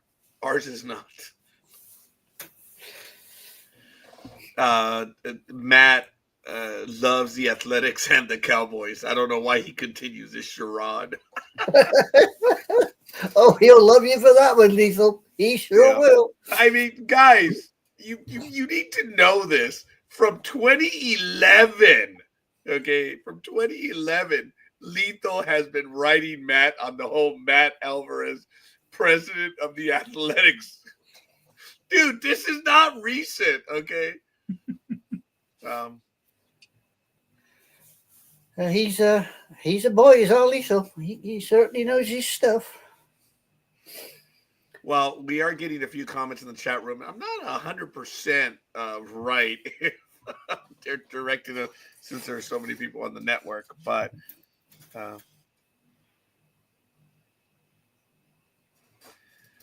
I don't know if I'm going to be able to do that. Commented I would be able to respond through the chat. So, but it is all good. We are live right now. We're doing sports. So thank you for joining us, Chloe. So, there goes Matt again. Enough of that crap. Just let it go. Who, me? Matt, I know you are a fan of what you are a fan of. Is that Matt getting under his frozen trope now? Let it go? I don't know. He's probably seen it. I opened the door to the garage because I walked outside and it felt like it was a lot warmer outside than it is in here. And it's 45 degrees outside. It's 54 in here. Yeah, was that Ash asking to get out or? No, that was Cinnamon. Cinnamon. But you did hear Cinnamon, right? Yeah, I heard him. Yeah, I thought it was with Ash actually. I thought he deemed to keep you. I believe in honesty, so Matt playing pretend is against what I believe. It's that simple. Oh boy, he's even worse than me and Dodo Boy. No, Lethal. Oh dear. This is great. Hey, folks, 8:09 a.m. Pacific time. This is Sports Talk with the Guys, home of the Monday Morning Quarterbacks on Saturday, February 15th, the day after the Lonely Hearts. And it's all good in the hood, so they say. We're getting over the Super Bowl event. I do want to publicly thank my sisters for hosting a wonderful event on Sunday. It was great being able to be there and spend time with the family. I did, for the first time in my life ever, arrive to the game late. I made it with about 8 minutes left in the first quarter. I just ran out of time.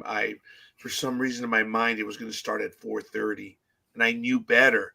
It always starts at 3:30 in the Pacific, and I got there at about 3:43, whatever.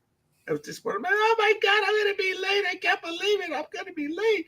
I had never missed a Super Bowl, so I am late to the first one ever in my life. That will never happen again. Have you ever missed a Super Bowl, Philly? Nope.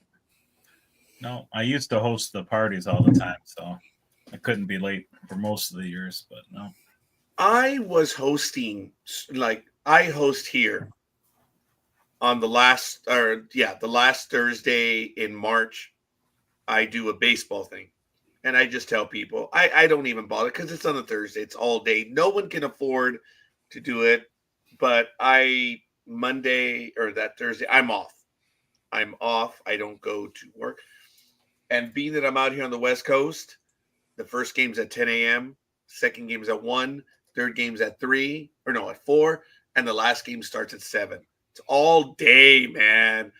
Doesn't get much better than that. So I love doing that, and I've invited people to come over and join me, and some do, some don't. So Matt says, I hate being late. I've always been the guy that's on time, but over the years, there's more to that, right?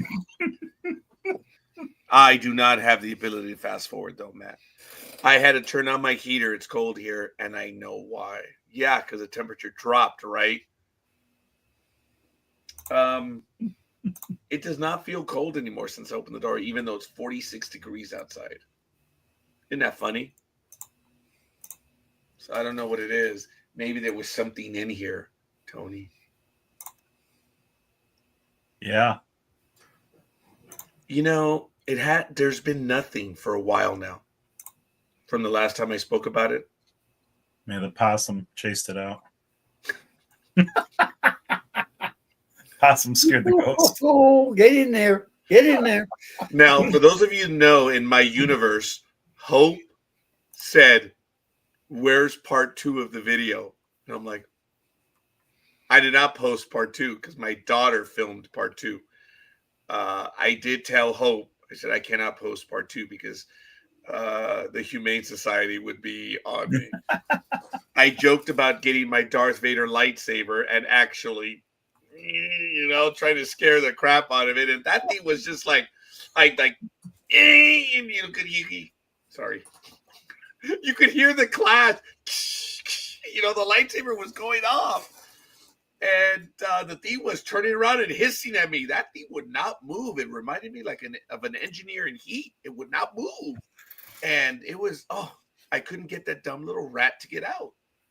And yes, I maneuvered that lightsaber in ways that the Humane Society might have me arrested. I didn't harm the animal, but yeah. I heard my name. What did you say, Roger? I don't know, La Tortuga. Oh, now you're just being nasty there, scorekeeper. You're just being nasty. You know he's not a tortoise. Once again, I'm not the one that gave him that name. Well, okay, Yes, I you are. gave him La Tortuga, but you guys named him the turtle.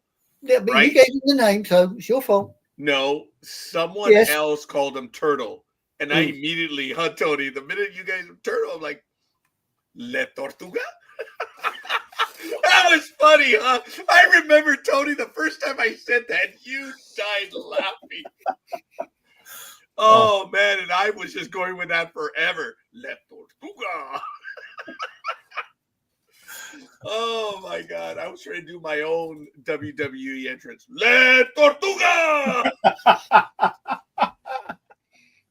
You know, you ought to be careful. Matt might have you for victimization. Do you know I how love that tall name. Matt is? Mm-hmm. If I swing my arm out, I might get the top of his hair. Hey, Matt, how tall are you? 4'6" if he's lucky on a wet day. No. He's like, what are you, Matt? You're like, what, 5'6", 5'7"? He's probably going to be up 5'10". He's smaller than I am. Still have you by an inch. I'm good. Somebody shorter than me. He's shorter than I me. know I like Matt. Well, how tall are you, Tom? 5'8".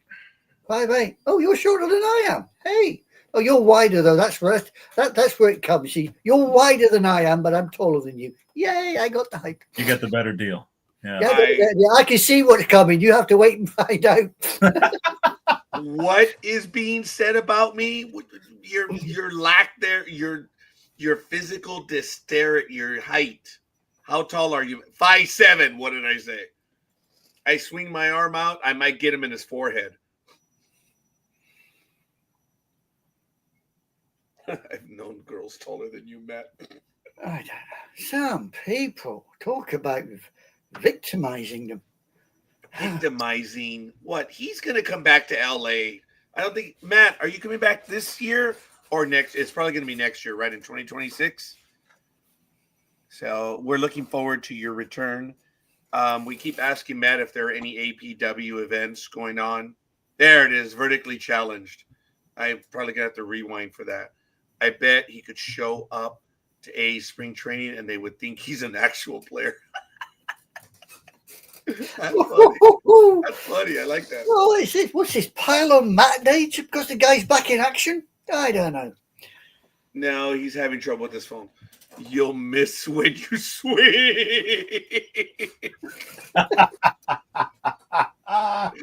You're funny, man. You're a good guy, brother. You are. Yeah. You get your backside back on this program, for Christ's sake. You know, get these other idiots in check.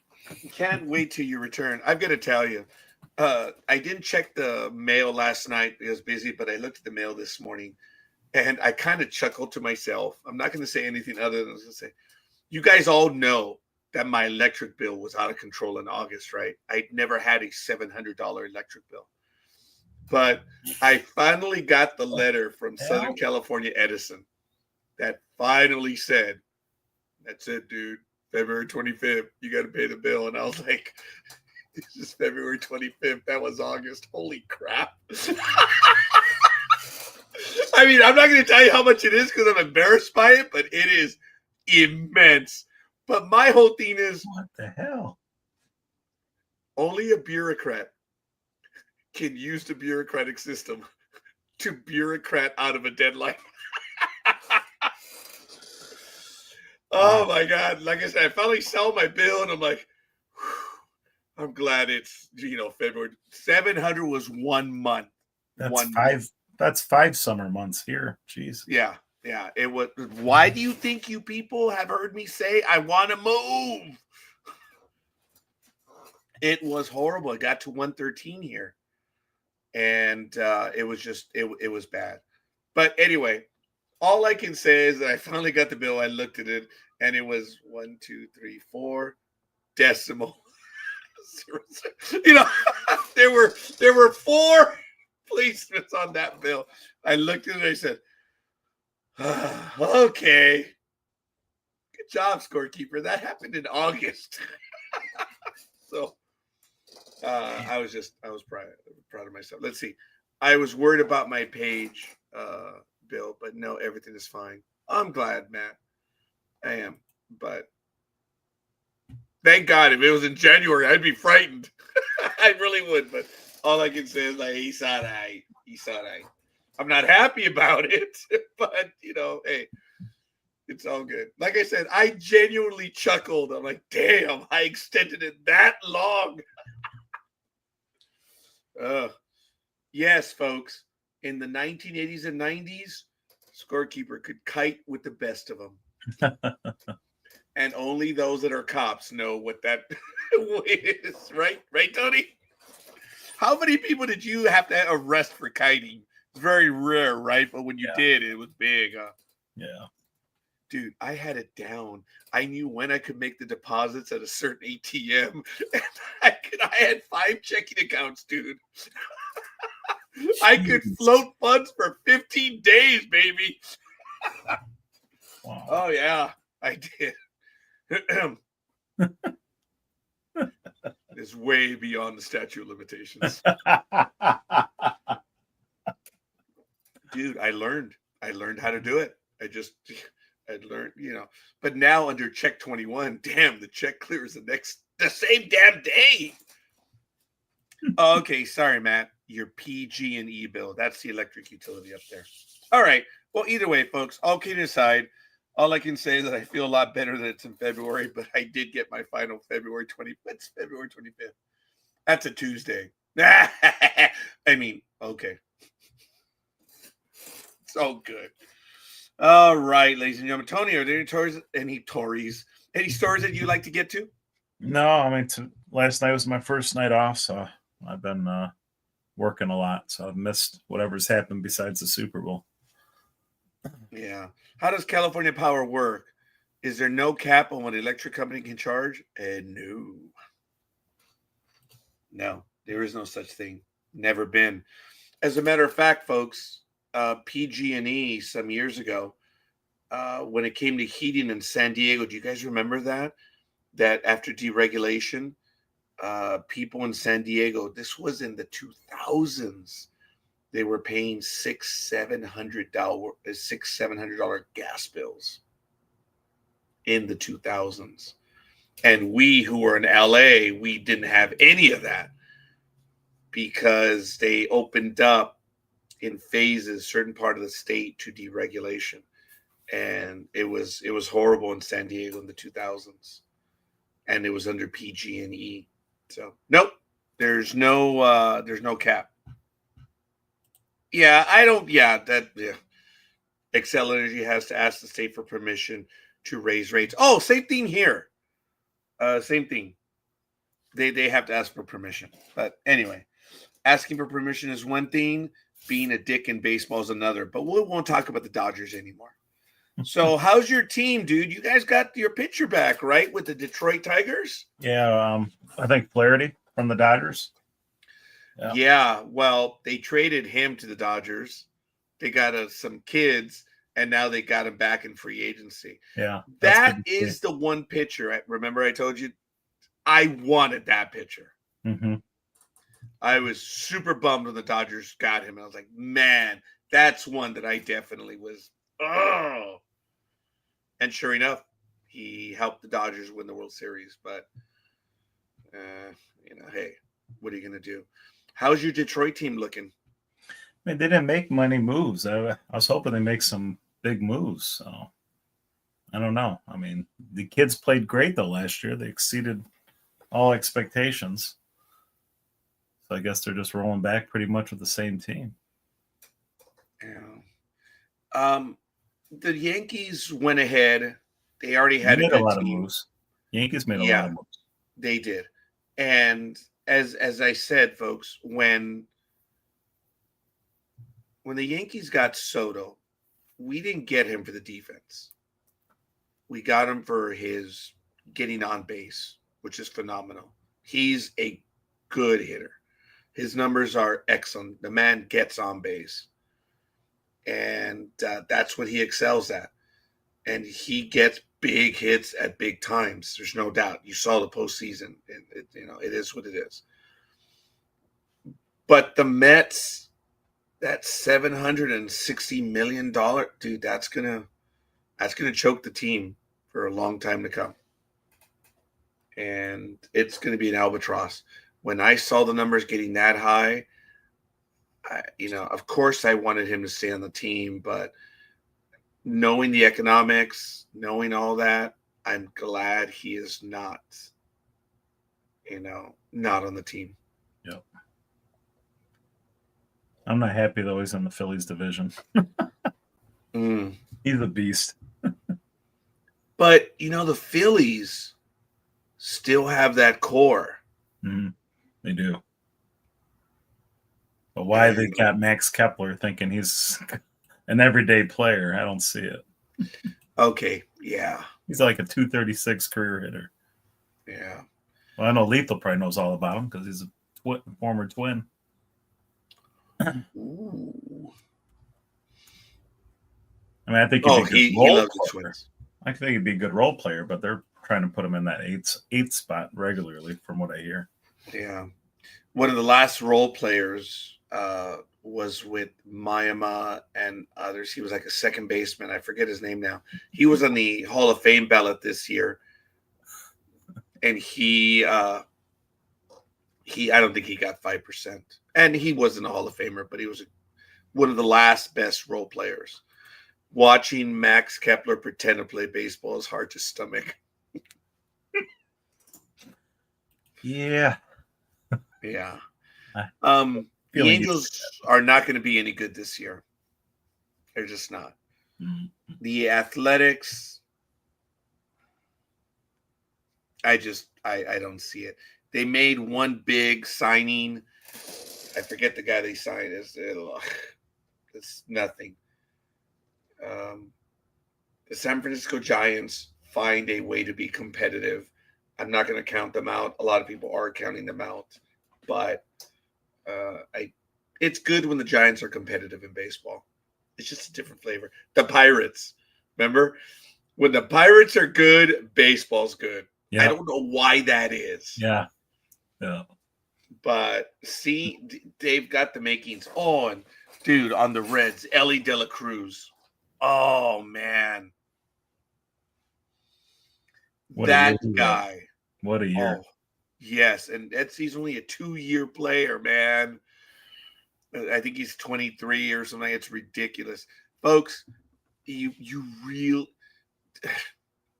Dodger fans already thrown a tantrum because I'm actually talking about Ellie De La Cruz, but Ellie De La Cruz could very well be the face of baseball this year.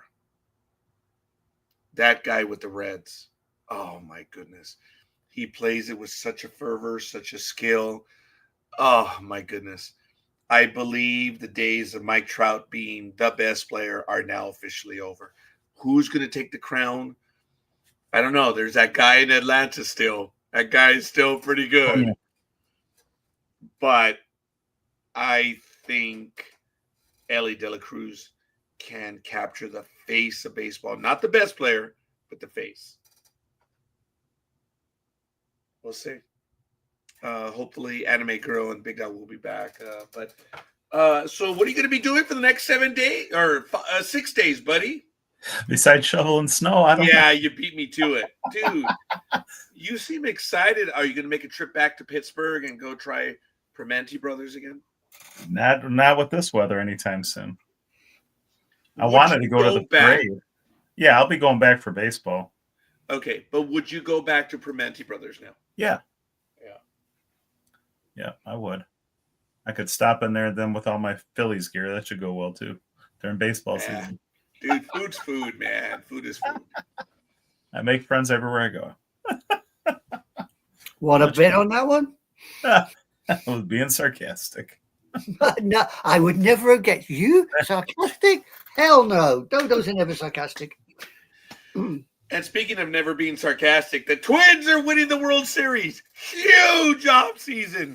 They signed Ty France, Harrison Bader, and Daniel Colum. Best offseason of any team. Way to go, Lethal. Wow. That's funny. That guy can get in just right.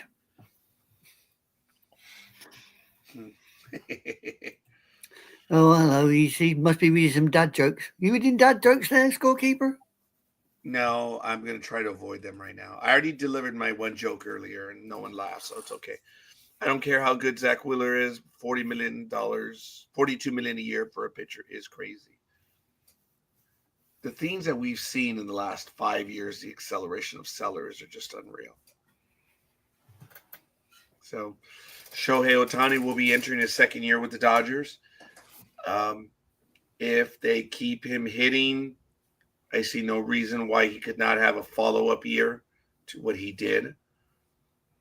Adjusting to National League pitching full-time. There was no adjustment for him. He did very well. I fully expect that he should carry on with his numbers.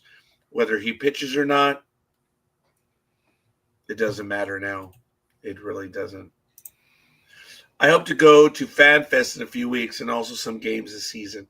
Do you have any minor league teams around you? Yeah, you do, don't you, in Detroit? I don't know. There's one somewhere, I think, on the west side of the state, Michigan. Is it called the Toledo Mud Hens? Well, that's in Ohio. That's another state away. But yeah, I've gone to plenty of those games. I've been to Toledo quite a bit. That's the closest. But I know there's some AA. I don't know about AAA. There's got to be in Michigan, right? I mean, Oh, yeah. definitely not nearby, not near Detroit. Let's see. St. Paul Saints and the Twins AAA team probably could beat the Major League Baseball roster as well. That's funny. Los Angeles or the Southern the Inland Empire, to be specific, is adding a fourth minor league team. Did you guys know the what is it? The Bees, the Modesto Bees. They're coming south. They'll be here in 2026. They're going to move to San Bernardino. the San Bernardino team, the 66ers, will be moving to Rancho Cucamonga, where the Dodgers used to play. And the Quakes, that team, is going to move to Ontario. So, kind of cool. Okay, I got the Michigan ones. There's the Lansing Lugnuts, which is west, quite a ways west of me. You got the Great Lakes Loons. Never heard of them. They're in Midland, Michigan. I believe that's northwest from here. And West Michigan Whitecaps. So they're out of Grand Rapids, Michigan. They're west. Yeah. So Toledo by far is the closest. And Toledo's a great, the Mud Hens are a fun stadium and fun watch. It's cheap too. It's like $15. You get a great seat. Yeah, anywhere you sit's a great view. Yeah. I talk about, let me see. I'm being told by Anime Girl that I have to oil my chair. It's squeaking. Yep, does a lot of that. So I'm sorry for all the creaking and all that. So it just means I'm alive. Have Otani be closer. Yes, Anime Girl. I was going to say, I was kind of working out, is it the chair or is it you that's doing the squeaking? He's like the Tin Man. He's like the Tin Man. Yeah, I was going to work that one through, which one it was, Joints. Mind you, I thought it could have been the Philly Specials bed, but, I thought, no. No, my bed don't make any noise. Yeah, you got that one well suppressed, have you? To make sure, Could be a headboard away from the wall. We know. Oh, do you have a waterbed? No. Oh, I was going to say, doesn't that freeze up there? Yeah, it probably would. Yeah, you get seasick on a waterbed, does our Philly. I'm telling you. Woo-hoo. Yeah. Jeez. I hate waterbeds, especially when they go pop. Ugh, get wet. Yeah. Well, I mean, if you're getting, it depends if you get all crazy in your bed to make it pop. I don't know what you're doing. Well, you think waterbeds don't go pop? I know they go pop. I mean, I don't know. Yeah, they do. Plain Christian life, I wouldn't know. Don't you bring religion into this. Just because Moses parted the bloody waves, don't think you can. WD-40 is what Matt needs for the bedroom door. Sorry, Matt. WD-40 is quite useful, It has a myriad amount of uses. It's fantastic. I think WD-40, along with the gray electrical tape, is part of the redneck repair kit.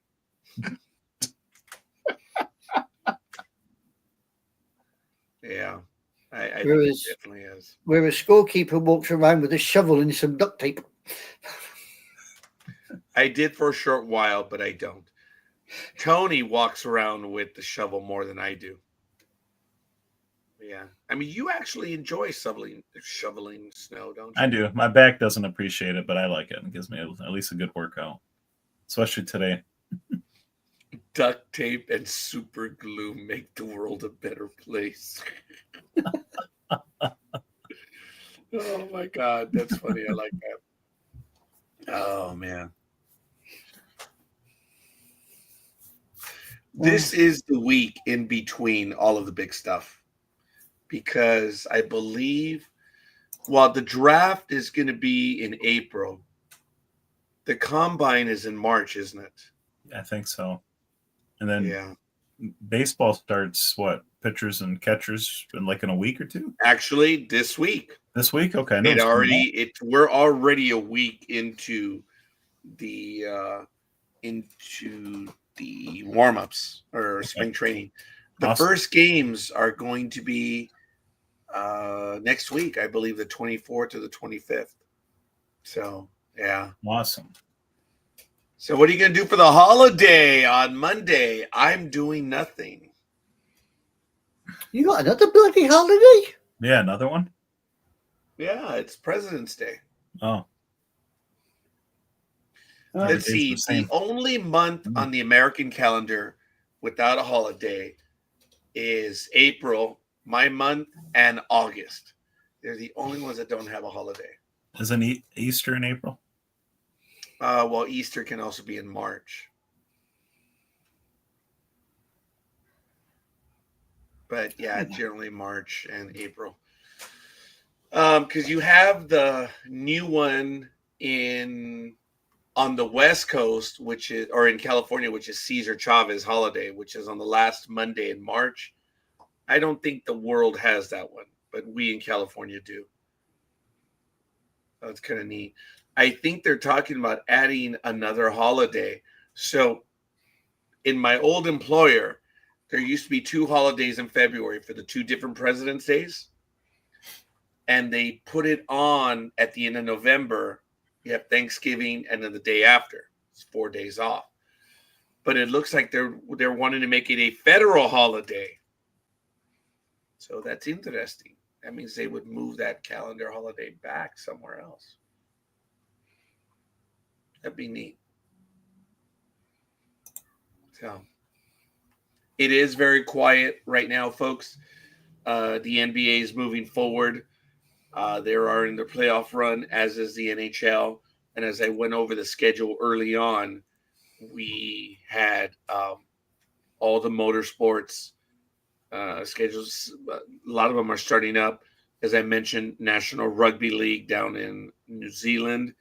They're playing their practice games as well. So this is February. See, this is when, sorry, Anime Girl, but over here in the United States, this is when we used to get the swimsuit edition. Remember that?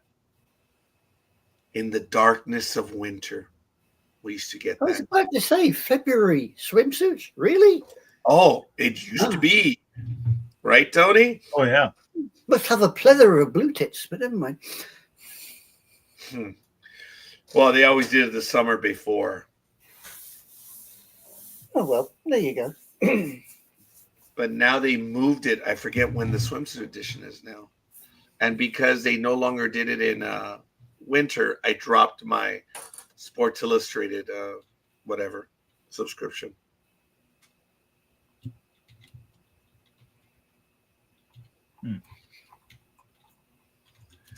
When is it? In 2025? I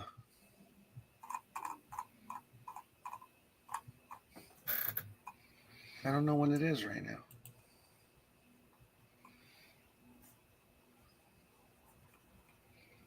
Actually, I don't have a date for it. But I think it's like May or June now. Which I think is overkill. You got the magazine, then you can just go to the beach. Come on, man. That's why it did so well, because it used to be in the winter. But what do I know? I don't know anything. All right. Well, Anime Girl, do you have anything that you would like to get to this morning? Well, I did put something in earlier about the Jets and their quarterback predictions, with their best options to replace Aaron Rodgers. Apparently, it seems like the Jets will need a new starting quarterback in 2025. After making it official, they will move from Aaron Rodgers this offseason. So there you go. Excuse me a moment. Apparently, while Rodgers tries to find a new NFL home, really? Somebody's going to take that bloody idiot? Someone will take Raiders. Yeah. The Jets have a clean slate to pursue a new quarterback of choice under new GM Darren, I don't know how you say that, Mogi, and head coach Aaron Glenn. The Jets took Glenn from the Lions and also had offensive coordinator Tanner Engstrand from Detroit.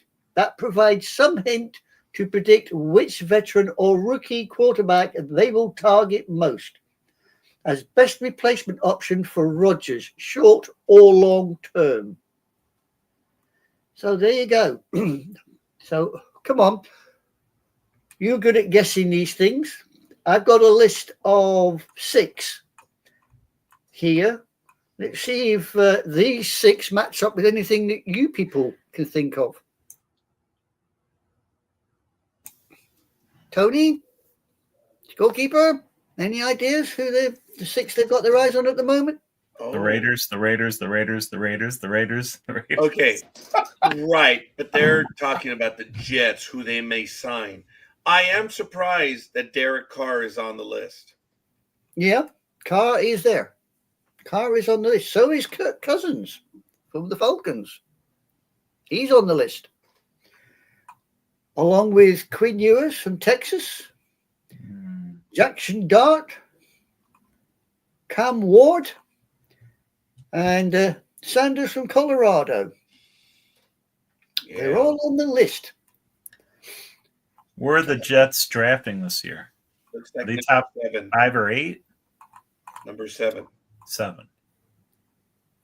I mean, they could just draft a rookie quarterback. Well, yeah. Like you said, Cam Ward out of Miami. Yeah, Miami. he's second on the list, actually, Cam Ward. I think the Giants would grab him, and they're like 3rd, I think. Yeah, Giants are 3rd in the draft. Wow. Well, they reckon Sanders can slip past the Browns with the number 2 choice, Giants number 3, and Raiders number 6. The Jets, if they like him enough, can trade up a few spots to draft him. So with Ward, he's top 3 with the needy Tennessee on the clock. Well, you heard it here first, folks. Lethal Migraine believes that the next quarterbacks for the Jets will be Vinny Testaverde and Chad Pennington. I love it. Absolutely love it.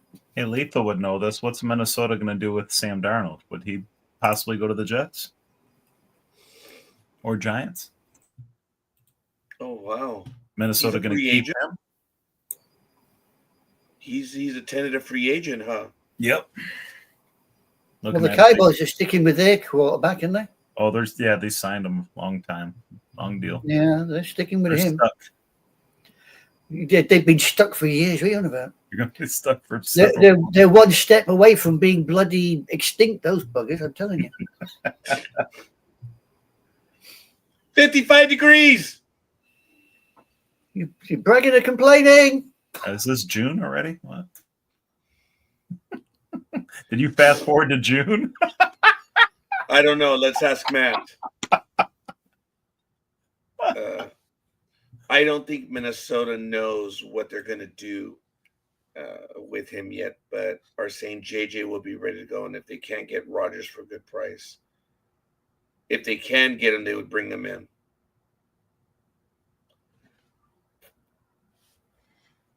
Someone's going to give Aaron Rodgers a 1-year deal.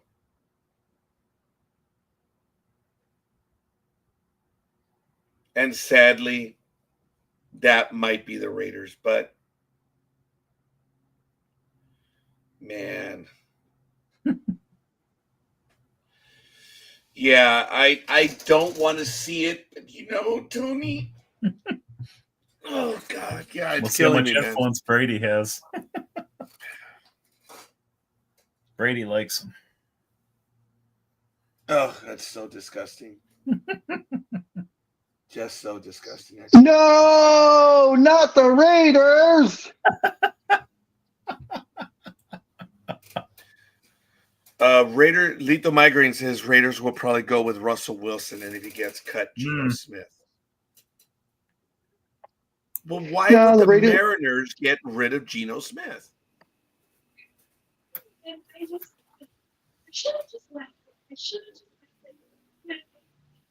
What the hell? I don't know. Is that your big dog? It's Big Dog, yeah. We actually heard the girls, Big Dog. No one's talking. No one's talking. All right, then they were coming out of Lethal. Sorry, what? Who the hell are you? Philly Special. Yeah, there it is. I got nothing here. I don't know. I don't have nothing anything here. except a bunch of little Furry caps. things. But there was Geno Smith's cap number definitely is 42 million. Nobody likes that number. Damn. Wow. No, the Raiders are going to be stupid enough to sign Aaron Rodgers. You're a jerk. 100%. if the Raiders sign Aaron Rodgers, you may as well kiss your butt goodbye. Because that man will absolutely destroy that team. Even worse than they already are? Even worse than they already. And listen, mate, Aaron Rodgers could go to the Dallas Cowboys and he could wreck it worse than they already are. So that says everything for you. Be worse than What? Minshew Mania. I don't mind if he goes to the Cowboys. That's okay. You all right? Yeah, well, I mean, I think the Cowboys need duct tape and bloody cling film the way they're going because the crap garbage. Speaking of the Eagles, I have a question for Philly since, I don't know if he has any inside information or anything, but Jalen Hurts was on one of the late night talk shows. Yeah, and I'm not sure it was Kimmel or He was on Jimmy Fallon. Either one, but when they asked about the tush push, he said that's not what they call it. Quarterback I was just sneak. wondering, what do they call it? Jalen calls it a quarterback sneak. Oh, No, Billy calls it the brotherly shove. okay, because he was like insinuating that it was something else, but he wasn't going to tell anybody because he refused to say what they actually call it. Well, I guess the team has, I guess, another name for it, but I heard Jalen said it's a quarterback sneak. But I don't know. Okay, yeah. Yeah, I don't know what he's referring to. They got a name, probably the play call, the official name. Yeah, so because I guess he was talking, I think it was Saquon Barkley was with him, and he said when he got to the team, he thought it was called the tush push. Right. And then when they called it something else, when they called it what they call it, he thought I was surprised. But neither of them would admit to whatever it was. Yeah, I haven't heard. But then Saquon said he's got the easiest job. He pushes the tush. He's a push. He pushes the tush. And Jalen just looked at him. Jalen just kind of looked at him like, oh, God, dude. That was hilarious. Yeah, that was really funny. Yeah, I don't know. I'm going to have to try to find that out what the team calls it. I like brotherly shove. Yeah.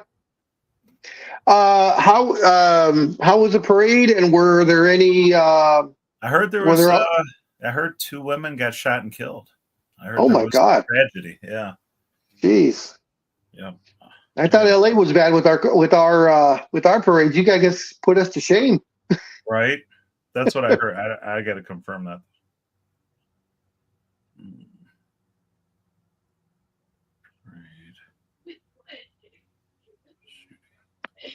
Let's see.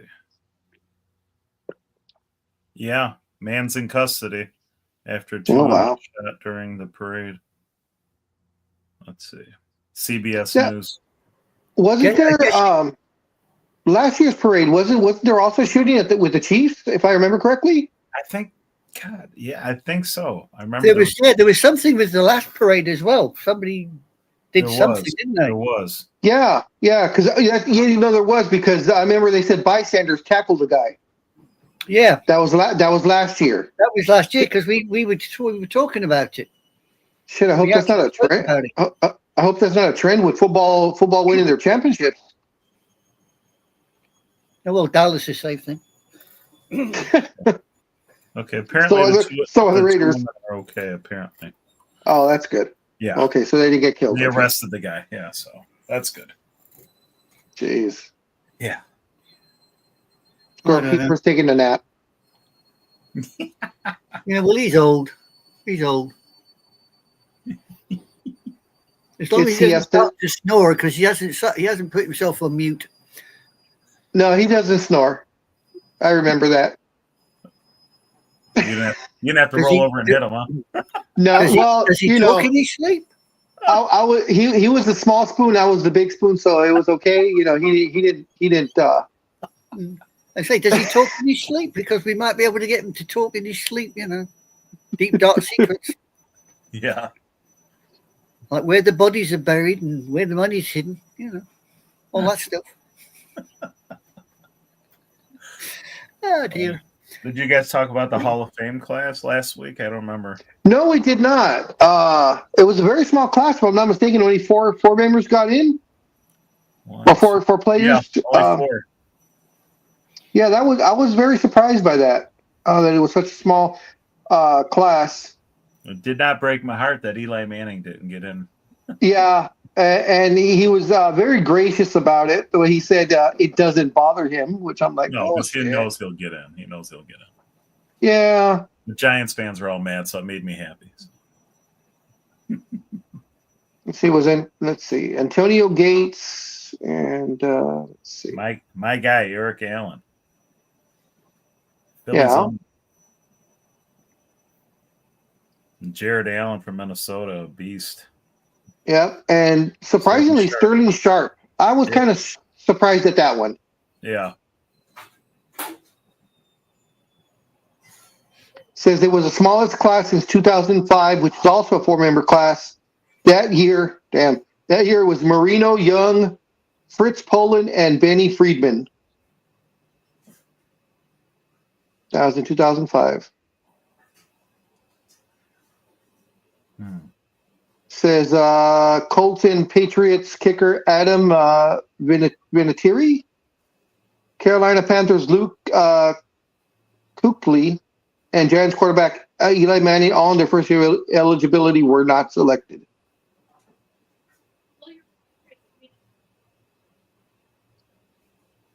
Should we make sure Squarekeeper is breathing? Can you reach and grab his pulse? Where's his pulse? Hey, Raj. Roger. Scorekeeper. Hello. At least Wait, oh, good. Oh, there it is. All right, you Okay. get me worried. Yeah, so was I. I was starting to get a little worried because you weren't moving at all. So, everything okay? Yeah. Folks, I'm so sorry. Did you doze off or? I'm tired. I cannot. Raising my blood pressure. My goodness. I'm so sorry. I'm listening to you guys, and then all of a sudden, Okay, it's good. like, That's good. No, you went hibernating. I'm like, what? What's going on? I was thinking over here what you guys were saying. I was resting back, and then I was about to go. Lala. But the thing was, because since you had your eyes closed, and we were wondering, Philly was going like this, essentially poking your butt, and that's when you kind of woke up and we looked at us. Really? Yeah. Oh my God! I'm sorry, folks. Tony's got some long ass fingers, I guess. I don't know. Sorry, Tony, but I guess it worked. Them dumb eagles can get anywhere. That's right. I'm sorry, guys. Oh no, we were just kind of worried because you really were not moving at all. So you were stuck. I was kind of wondering just before Tony said it too. I'm like, he's not moving at all. Is he? Hopefully, he's just asleep. Yeah, I was about to go. When you're like, yeah. That's why. Because I'm sorry, folks. Yeah. We do not want you to do a Tommy Cooper on screen, okay? Keep going.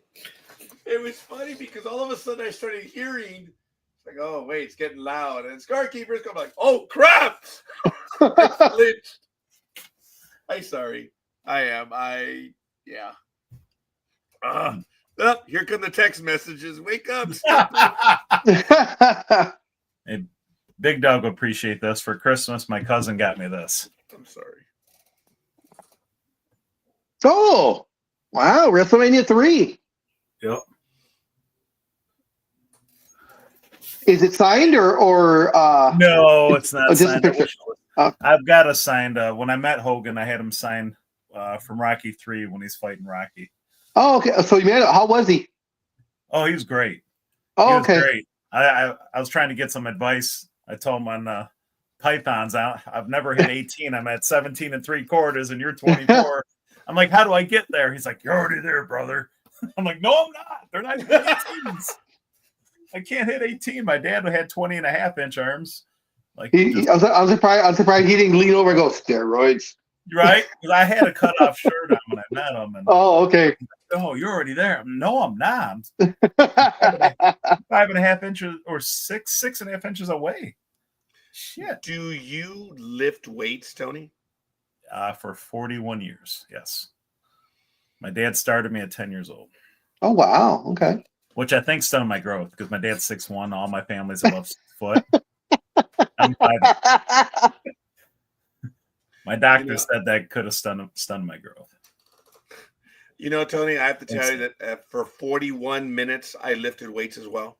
So I did. Oh, whenever I get off air with you guys, I go straight to the gym. Oh, okay. In this blizzard, I'm going to drive through the blizzard. Yeah. Yeah, you I heard you say you guys were expecting or got 10 inches of snow. We're supposed to get 10 inches from this morning till tomorrow morning. Wow. The best 10 inches you'll ever get. There's already a good 5 inches out there already. At least it's bad. You're gonna have to repeat that one, Anime Girl, because he did not hear it. I said it'll be the best 10 inches you'll ever get. Oh boy. Damn. You had to screw an eagle over. Wow. Hey, those are protected animals. You know, That's we right. do not have rain on our forecast for a while now. Yeah, for about 2 weeks is what I heard last night. For the next 10 days. And, you know, look, I enjoyed it. I actually took a walk. Okay, when is it? Today's Saturday. When it was raining the hardest at about 10:30, I shocked everyone because I put my big gray jacket on with the hoodie and I said, I'm going to go take a walk right now. And everyone just looked at me. They go, are you stupid? I said, I'm going to take a walk. They said, I'm going to take a walk. And I did. And I said, what the hell am I doing out here? And I went to the 7-Eleven on the corner and I walked back and I walked for about 18 minutes. And wow, you walked all the way to 7-Eleven? Shit. Yeah, from there. And you know what? I think I have my surprise in my jacket still. I'm going to see if it's still there. Condoms? Vibrator? KY jelly? Those condoms are expired. Yeah, there it is. There it is. Okay, too big for. Oh no! Sorry, Tony. Oh, stop it! I buy candy once a year, and that's for Halloween. I'm sorry. I buy candy once a year. It's for Halloween. Yeah, then he mugs the kids for when they come knocking on the door, saying trick or treat. He says, mine. Wow. I don't know how you could put that in your body. Because his body's nearly finished, that's why. He don't care. Okay, He's like me. You get to a certain age, you think, screw it, you know. Tony, you probably heard this joke, but when you said that they were expired, reminded me of the joke. Two guys are talking, or actually, a dad is talking to his son, and his son, has a girlfriend. He's like, "Oh, are you using protection?" And the son goes, "Oh, yeah, Dad, of course. I use protection every single time we have sex." He's all, well, don't forget that don't forget that there's a barcode on there that you have to make sure is exposed. And he's like, "Barcode? I've never seen a barcode on there." So the dad tells him, "Well, you must not roll it back far enough."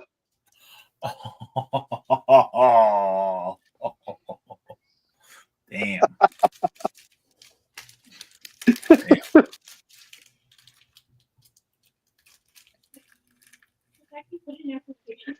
For good Reese's? Was it a Valentine's Day Reese's, or was it just regular Reese's, or what?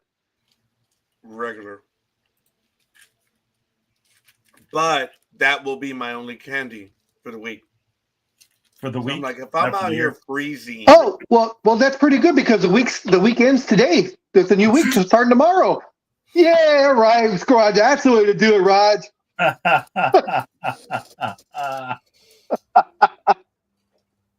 Didn't think about that. I love the Reese's peanut butter cups. That is a guilty pleasure. The only other one that I will have is the Hershey's almond bar, the large one, with genuine peanut butter, and just break off a little square and just go to town with the peanut butter. So I haven't had that one in months, though. I'm just cutting a lot of the sweets out of the. Hey, Tony, last year I was advised to cut back. This year I was warned. They made it very clear. It says, continue on your course. We won't be discussing this next year. We will be telling you what to do. Like, all right, I get it. I hired a trainer at the gym, $50 a week for 6 months. He's got a degree in nutrition, and he doesn't want to change anything about my diet. I was looking for like more tips. I wanted to eat and he's just like, you're doing great. He's like, you need to eat more calories. He's like, your body's probably storing the little bit you're eating. Yeah. He said, I just got to change my workout. So lethal migraine, and I agree on this one. I would pay the trainer to stay away from me. Oh yeah, it's been like boot camp for me. They put me through hell. You pay them $50 an hour, they put you through hell. You see, the thing is, I can't do any of that stuff right now. I cannot take long walks. I cannot do any late weight lifting. So I figured the cold air will probably freeze me before I get anywhere. And no, I just kept walking, trudging along. And then Apple says, oh, you're on a walk. So you would love a day in my shoes is what you're saying? I live 30 ounces at a time. Monday. I never actually had the Philly special done as a masochist, but I guess I got that wrong. Monday, the high's 19, Roger. The low's 0. And it gets only colder after that. Damn. Yeah. Did I say something to piss you off? Oh, yes. Oh, you said about going out in the cold weather. So I'm going out in 19 degrees or colder. I had the candy. That's 12 what and a half hours out in the cold every day or night. Yep. Then I go to the gym for 2 hours a day. Now, have you ever tried that? What is it, like an ice bath or ice therapy? The way they do that, where you just submerge yourself in this ice water. I honestly, probably like Roger, I hate the cold. Okay.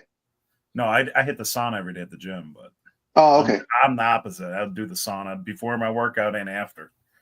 Oh, just to get loosened up before, and then after, okay. Just stay there longer and just melt. Sweat it all out. Yep. Prior to me hurting my heel when I went up to Alaska in 2022, I was doing 10,000 steps a day because of my job. 10 to 15,000 a day. And it was no big deal for me. Right. Now, you get used to it. Yeah, and I had done it for years. A lot of people believe that I was sedentary in my position. And again, as I talked for many years, my job was not sedentary. I was privileged to get to do everything that I did. And I do miss those aspects of it. But, people are like, hey, are you going back? No. I've been gone for far too long. I even told someone, there are people that know me in the business, and I said, hey, Rod, I'm going to be moving over here, and I'm going to need help. Would you be willing to accept a transfer? And I was flattered because 3 people have asked me for that. They said, would you transfer and help me out, get this office going and stuff? I said, I would be good for 6 months, easy, if I wanted to. And I told him, I said, I don't mean to be that way. I don't have it in me anymore. I don't. But there are people that I've known for 20, 30 years and have seriously asked me, dude, I'm going to go over here. I need to get this going. Would you be willing to commit to 6 months? And I was like, no. And I've turned people down, and I feel bad because I'm like, no, I don't have it in me anymore. It's just not there. We need to reboot Roger. Get him back. Hershey's. Can I have another Hershey's candy bar? No. No, there's truth, Tim. Sorry, Tony. Sorry.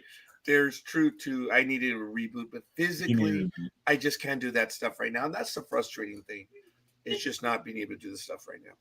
Hopefully, something will be done really soon where they're either going to fix this or they tell me, yeah, we'll see ya. At which point I'm like, wouldn't want to be ya. So I'm waiting, guys. I'm waiting for. It's like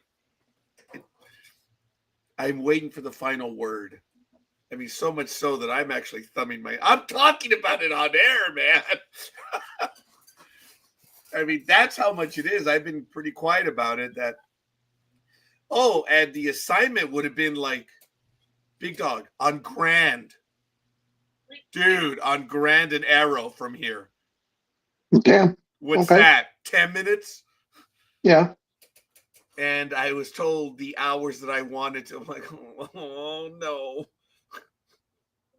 I just can't. I'm at that point where it's like, I don't know. Mhm. And I was offered office manager. I'm like, oh, no. Tell him you'll say yes if you could have Gig as your assistant. It's a package deal. Then you could have help, you know. I don't know how that would work because Gig was always higher up the food chain. Like a few good men, you haven't lived till you salute a superior officer. And she was always. You guys know that, right?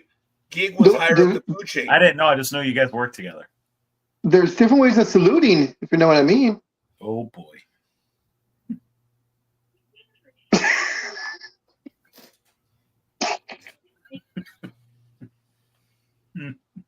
Yeah, that last one, but further south. I thought that last one was from the heart. That was the Kirk one, remember, in the Evil Empire. So I was a timekeeper, senior clerk. She was a payroll clerk. She was always higher up the food chain. Stop it, Roger. You have to do what you have. No. No. Guys, I am looking at living overseas. Seriously. I'm at that point where, you know, and then these yokels inside, they're like, well, we don't want to go. I'm like, well, okay. What do you mean retirement kills people? I'm going to be traveling. I'm going to be doing stuff. I'm not going to go and become sedentary. I just don't want to go. I just don't want to go to work anymore. That's it. I'm done. I've had it. It's simple. Okay, we hear the female voices again, and Anime Girl is muted. So, yeah, it's picking it up, Big Dog. That's I heard how it good. too. Yeah. Wow. Only noise I get now, the neighbors are snow blowing. So if you hear that, that's for me. See, That all I can't heard was hear. blowing. So sorry. With my hearing, Tony, all I heard was blowing. Sorry. That's what's going on out there. You know, there is so many ways you can go down that road, but I'm not going. You Yeah. can't No. even walk properly. Look at Alaska. No You're blowing. traveling is No a blowing. shit idea. And I'm not worried about that. If I retire, I'm not worried about that. So, I just don't want to go into my regular employer anymore. I'm done. That's it. Guys, living overseas, there's so many inexpensive places in the world. I have a friend on Facebook, used to serve in the U.S. Navy on the USS Ranger. He now lives in Spain. And Wow. he loves it over there. He recommends it to all his friends. And since your demented pigeon's taken over, he's really laying into the States, especially with the things that they're cutting, like Mediaid and all the rest of it. And he's glad he's out of it. He's now trying to convince the rest of his family to just leave and go to Europe. There was a study done of the affordable and with Western type medicine, all that stuff. Spain rates on the top 10 as number 10 for medical services as well as being inexpensive. You guys know that you can live a great life in Spain for $2,000 a month. Yeah, that's it. And Spain is one of the better countries, stable democracy, you know, economy, all that stuff. And I have looked at Spain, and if I'm going to go, I want to go where the Noriega name is known. It's in Asturias. That's where our seal is from. Doing the research, it would be up there. So it'd be up in the mountains. And I've seen the countryside up there. It's like, oh, man, it really does look beautiful. And they do get snow. So screw it, whatever. Oh, good. Yeah. So I have thought about it. I've thought about the west coast of South America. Guys, Patagonia is what attracts me, but it's cold down there in Patagonia. But Tony, there are a few cryptids down there, aren't there, that we've talked about in the past? Oh, yeah. And there's a secret Odessa headquarters down there. So, you never know. Yeah. But anyway, all kidding aside, I do want to go down to Patagonia. And I think that would be beautiful. We'll see.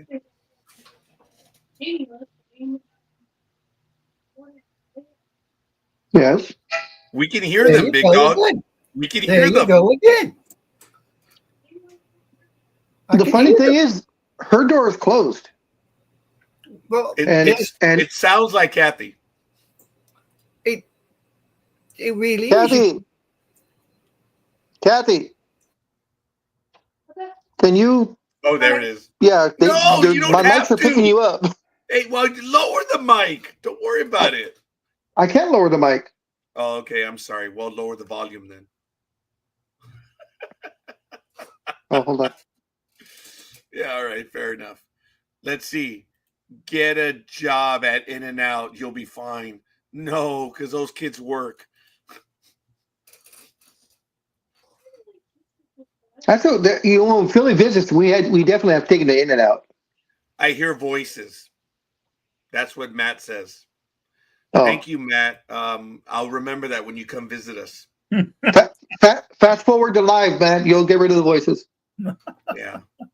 I already have to deal with one that hears voices.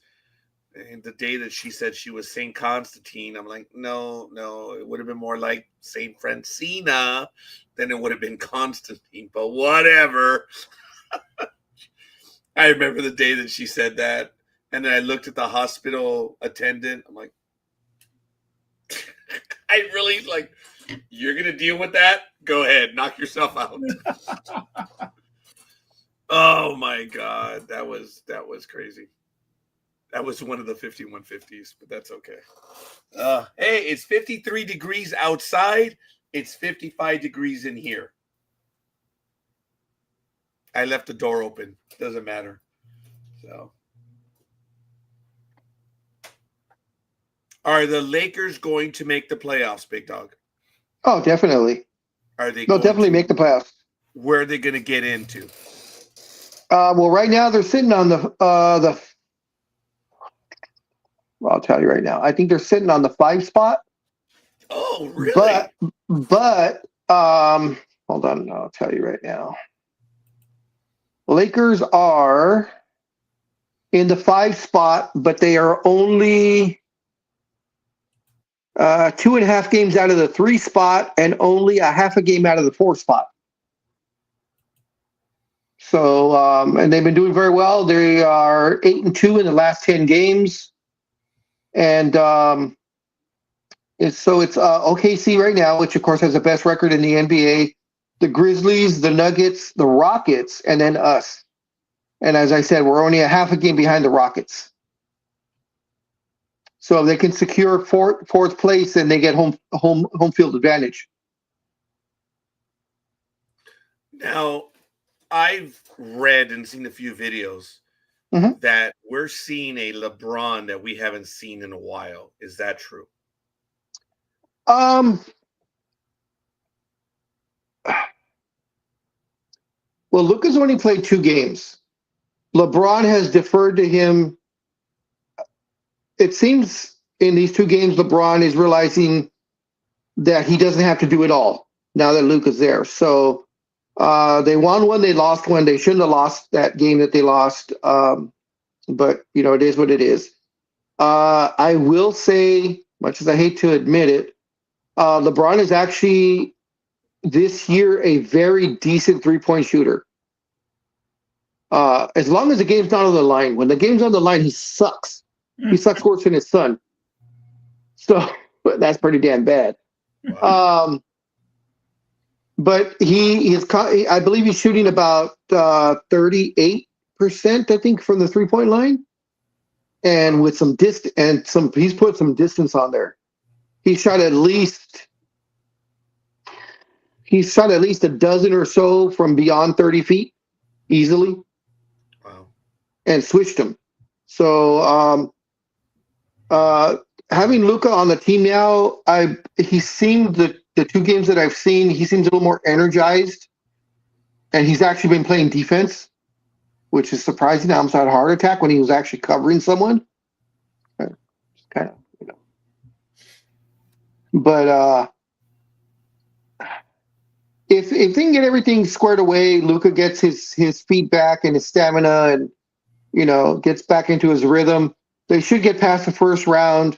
And it all depends on who they play in the second round, because we still need a center because of that rescinded trade. We picked up a guy who's about a 10 or 11-year vet, but his numbers are extremely low. He's like a 9th, 10th guy on the team. I think he's averaging like 4.5 a game, 3 rebounds on like 18 minutes. So, I mean, he's usable, but he's not like the guy that you're going to look for in the future. So we will go as far as our matchup will let us. If we go against a major big team like the Nuggets with Jokic, we're probably going to lose, okay, because of the inside playing ability of those guys, and we're too thin on the inside. So. How about the Clippers? Just kidding. The Clippers are actually. We're not going to waste time on that, but that's okay. Well, actually, Jimmy Butler's helping them out. So, but with Jimmy Butler, it's a ticking time bomb. It all depends when he decides he doesn't want to play for them anymore. I think he played for Philadelphia, did he not? Yeah, you're muted. You're muted. Did you see how genteel he was? He was just like, oh. Yeah, he was great with us. We wanted to keep him, but he hated Ben Simmons and our coach, and both needed to go, and they got rid of Butler instead. Well, it's going to be interesting because Ben Simmons just signed with the Clippers. Oh, he did? He got bought out by, I don't even remember what team he was with anymore. Nets. Okay, the Nets bought him out. Evidently, he was owed, I think, $24 million this year and $24 million next year, or $30 million. I can't remember. Some outrageous amount. He got a buyout after the trade deadline passed, and the Clippers picked him up for the league minimum. So Butler is reunited with Ben Simmons. Oh no, not good. Yeah, but Jimmy Butler, I mean, he gets tired. I don't know what his thing is. I think the Clippers are his 5th team, I think now. 4th or 5th team. So. No, wait a minute. I take that back. Damn it! What am I thinking? He's with the Warriors. Shit, Jimmy Butler's with the Warriors. Oh, okay. That's right. Yeah. By the way, Matt. Yeah. He says, "Sorry, what did you say about me? I had to take a call. Yes, I heard voices, but what did you say about that? All I said was, Matt, I hear voices. So does the one indoors. I wasn't talking about you. So, not a word, Tortuga. The caretaker went to get Starbucks and asked me what I liked. Told him hot chocolate with no whipped cream. Oh, how cute. Lakers would win it if they would play Bronny 22 minutes.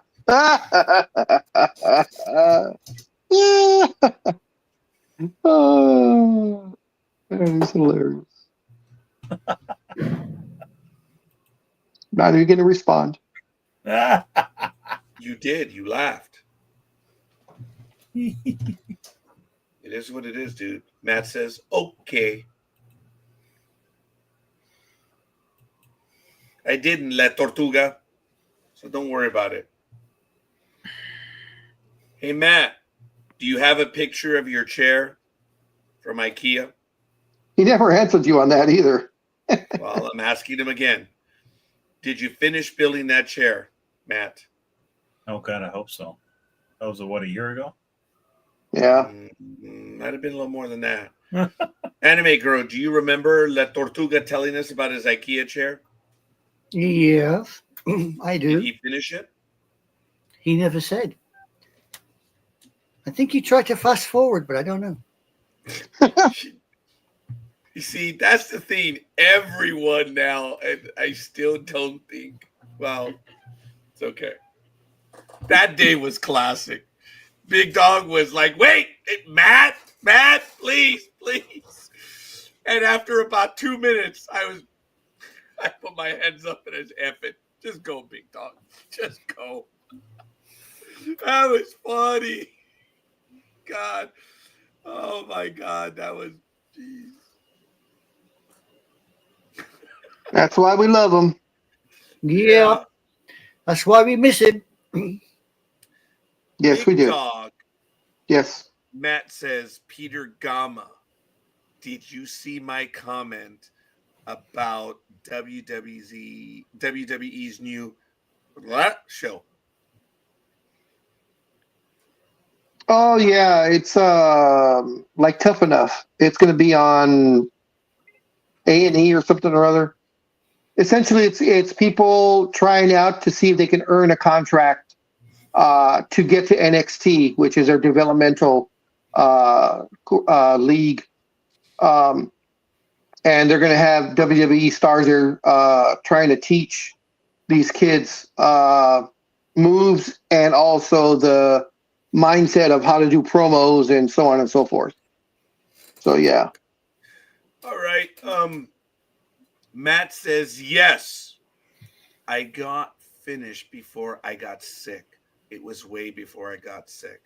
And Nice. Matt, we thank you. Nice. But we need photographic proof. May we see a copy or may we see a photo of the chair? Put it up on Facebook, brother. Oh. No, it's we. When it comes to that chair, it is we. It is. It has been we for a while. Oh, man. That was good, Tony. You're going to see the picture on Facebook and it's going to be all. Matt, we would love to see a picture of that chair. Only I know, four I said wheels. it again. We would love to see a picture. Only four wheels on a 5-spoke, base. So every time Lethal Migraine says, "Oh, maybe Brawny can try out for NXT." It's for adults. because his Bronny's dad doesn't have the stroke to make him be put on the team like he did with a certain purple and gold team. Whoa. Matt is challenging me.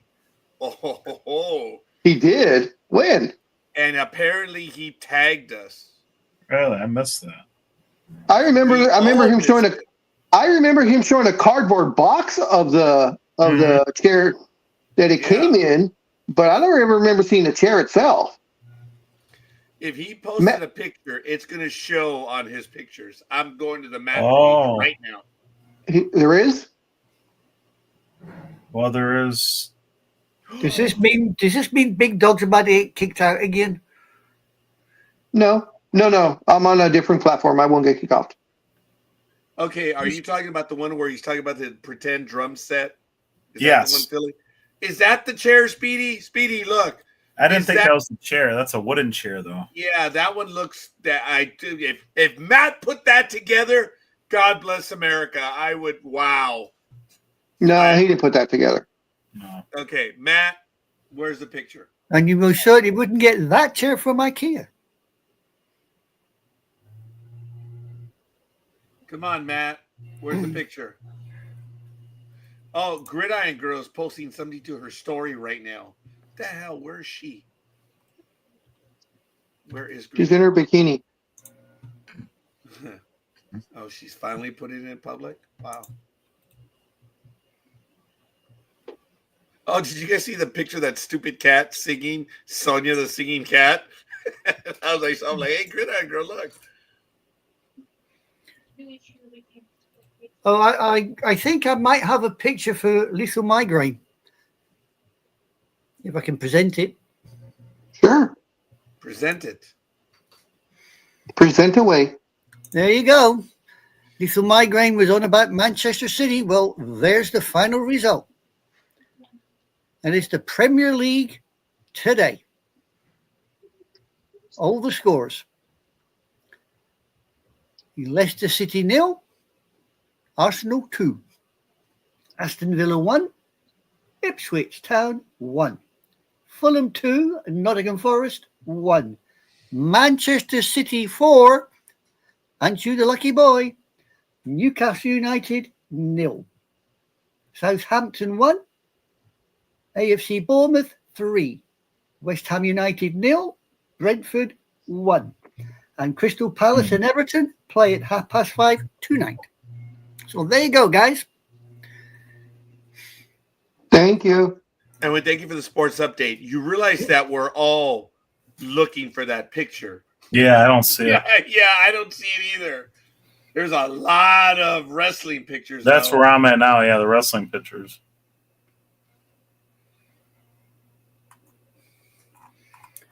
Oh, Maddie's got some pictures with some of the female. Yeah, these pictures are from like 2 years ago. I went back. So, yeah, no, I don't see it. Sure. Yeah, I went all the way to where Matt was in L.A. And there's a picture of he and I. So, Matt, I don't see it. All right, he says, I'll post a new picture later, okay? Okay, geez. No, now. It's like the golden egg. But I want it now. Yeah, well, you ain't having it now. That's a good one. There is no. So keep in mind when Roger said that. And just for Roger, I have found the rugby scores. If you'd like to see them. Sure, please. Anything sports related works on this program. Rumor has there it. You go. There is the Premiership Rugby Cup. We have got Amp Hill 7, the Bedford Blues 21, Cornish Pirates 43, Harpenden RFC 7, Doncaster 48, Caldy 0, not a point. Bristol 40, Bath 21, Coventry 26, Leicester Tigers 68. Holy mackerel. Exeter Chiefs 14, Gloucester 22, London Scottish 15, Ealing Trailfinders 35, Harlequins 29, Saracens 30. So there you go, ladies and gents. I thank you for that. No, Matt, there's no picture, and you allegedly tagged us. I went as far back as 2023, Matt. There is no IKEA chair on there. He had a dream, and he tagged us on the dream. That's what that was. Wow. Yeah. There's no picture, but there is a picture of Matt with the beard. You guys remember that one? There it is. Hi, Matt. Oh, I remember that. That really took him like 6 months to grow. 6 months. I was thinking more like a year. Yeah. I got my hot chocolate. It's going to be a great day now later. See if I can get my vehicle started on my own.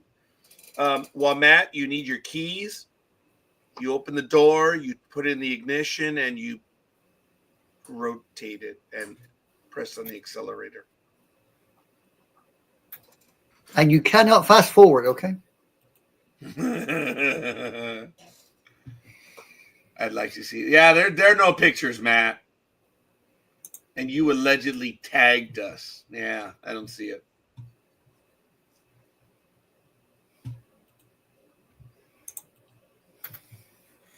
Okay, Gridiron Girl added to her story. She's putting videos. Happy Valentine's Day.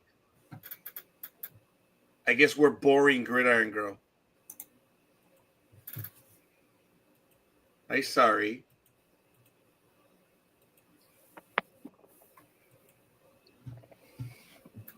All right. Well, I'm Barry now.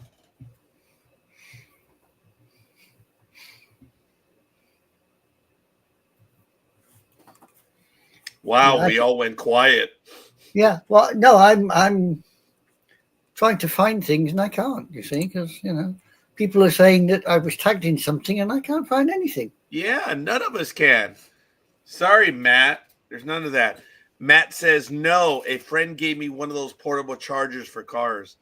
Oh, my daughter's car lost its charge. It was so cold. And Really? we had to charge it last night. Yeah.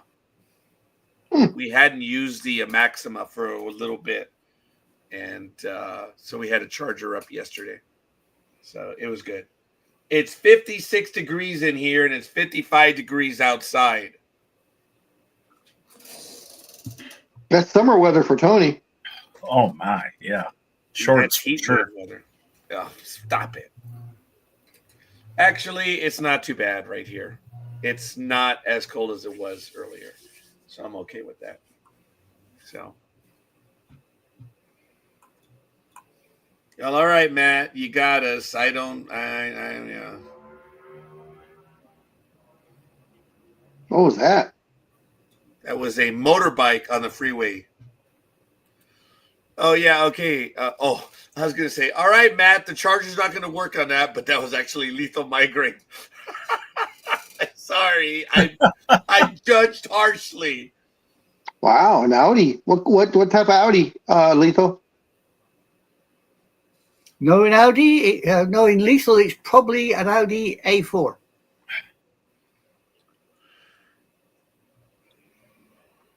I like the Q7 or the A8. Yeah, I suppose so. Yeah, right now my sister's driving the Q5. Oh, okay. Yeah. She likes that one. So when you getting that one? You're funny. It's been here a few times. I'll just leave it at that. So, I don't know. I don't know, but it's okay. Yeah, folks, for those of you, it's funny how my energy, Tony, you were watching from the very beginning, huh? What's that? The program today? Yes. Dude. Yeah, you had a lot of energy. My energy was out of control, Yeah. for like about 30 minutes. And then now, 30 minutes ago, what an extreme, huh? Right. I did spend a lot of energy in the first 30 minutes of the program. It was crazy. I was surprised. I'm like, Well, the thing was, too, when you were almost nodding off, the fact is, usually you move around a little or we'll see a head movement or something. But, I mean, you were completely still. And at the same time Tony was saying it, I was thinking the exact same thing. I'm like, is Roger okay? Is he asleep? I hope he's asleep. I hope we're not witnessing something, because you are absolutely not moving. And I was starting to get worried. So Right. It's been a good 5 minutes at least. yeah. oh, really? Yeah. Yes, it was. Okay. What happens is, as you guys know, I have to keep moving around Yeah. to get my back. But Yeah. when I find the spot, it's like, okay, I can keep it there. And what I did is I moved to the right, and I think I was like there, right? I found the spot. I was like, okay. Yeah, you I'm turned gonna your back rest on a anime little girl. Yeah. Yeah. But the thing was, though, is your head kind of like, went off to the side, like you were going to fall asleep. So, usually you don't do that. Usually we see it all the way back because you're trying to get the pressure off the neck, which we understand. Yeah. But this time you were like, either like you passed out or you were going to fall asleep. So did I go to my left or to my right on the head nod? I think left. Okay, yeah, I can see Yeah. that because I cannot go. Not a Yeah, political can't go right. commentary. Yeah, Can't it's go not right. a political commentary. I can't go right because of the way it is, the way the paint is.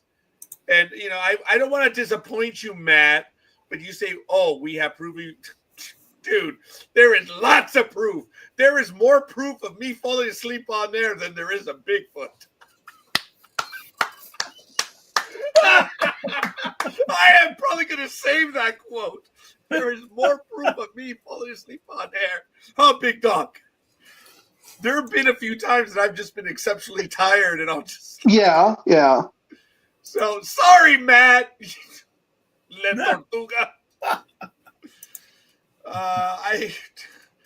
I'm not going to say anything, but there are certain times of the year that I do get a little tired.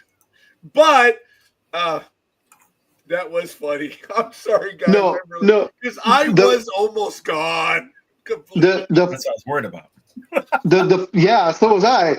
The funniest part was, the funniest thing I've always remembered, Roger, I thought was hilarious, and this was back in our radio days. When you got up and you hit your thigh, I can't remember, you got up and you just were in pain and you fell to the ground. I was laughing my ass off. See, we were on the air. I got up and I hit my thigh on my desk right here and I got an instant cramp. That's why Big Dog lost his shit. And he was just on the floor and he was like whimpering. And I was just, this shows you how our friendship has gone, because I was already at that point where you're the friend. When you see something like that happen, you don't even check on them first to see if they're okay. You laugh your ass off first, then you check on them. Yeah. You can genuinely tell when it's one of those laughable hits. And that one. Oh, it was so funny. I remember that one. Because that's the one time I wish we had video. I really wish we had video.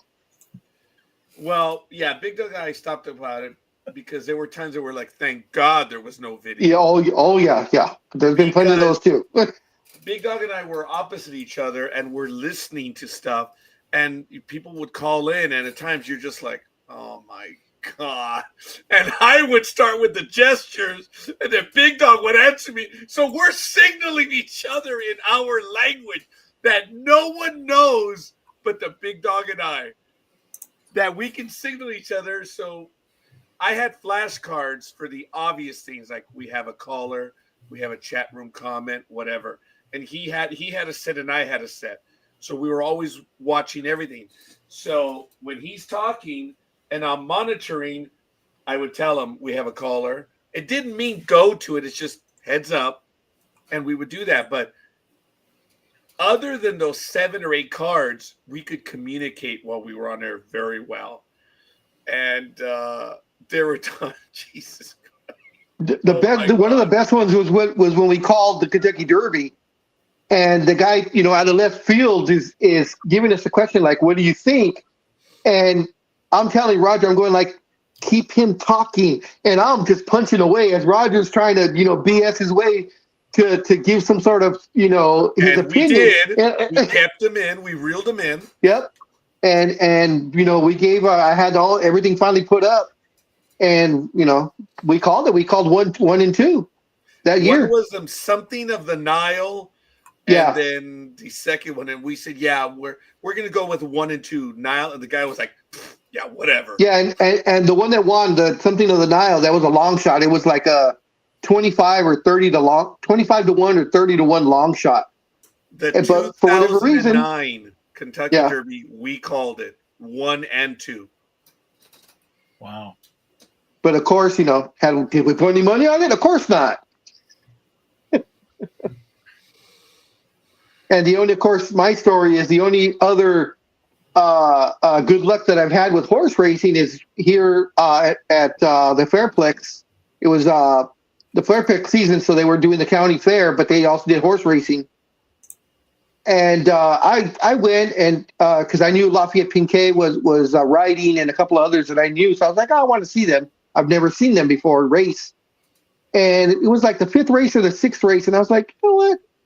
Let me put down $5 just to see, And I was looking at the sheet, and I picked one horse, and the only reason why I picked him was because it said it was written by a jockey, and the jockey's name was Fernando Valenzuela. And all I could picture was big old fat Fernando on a horse.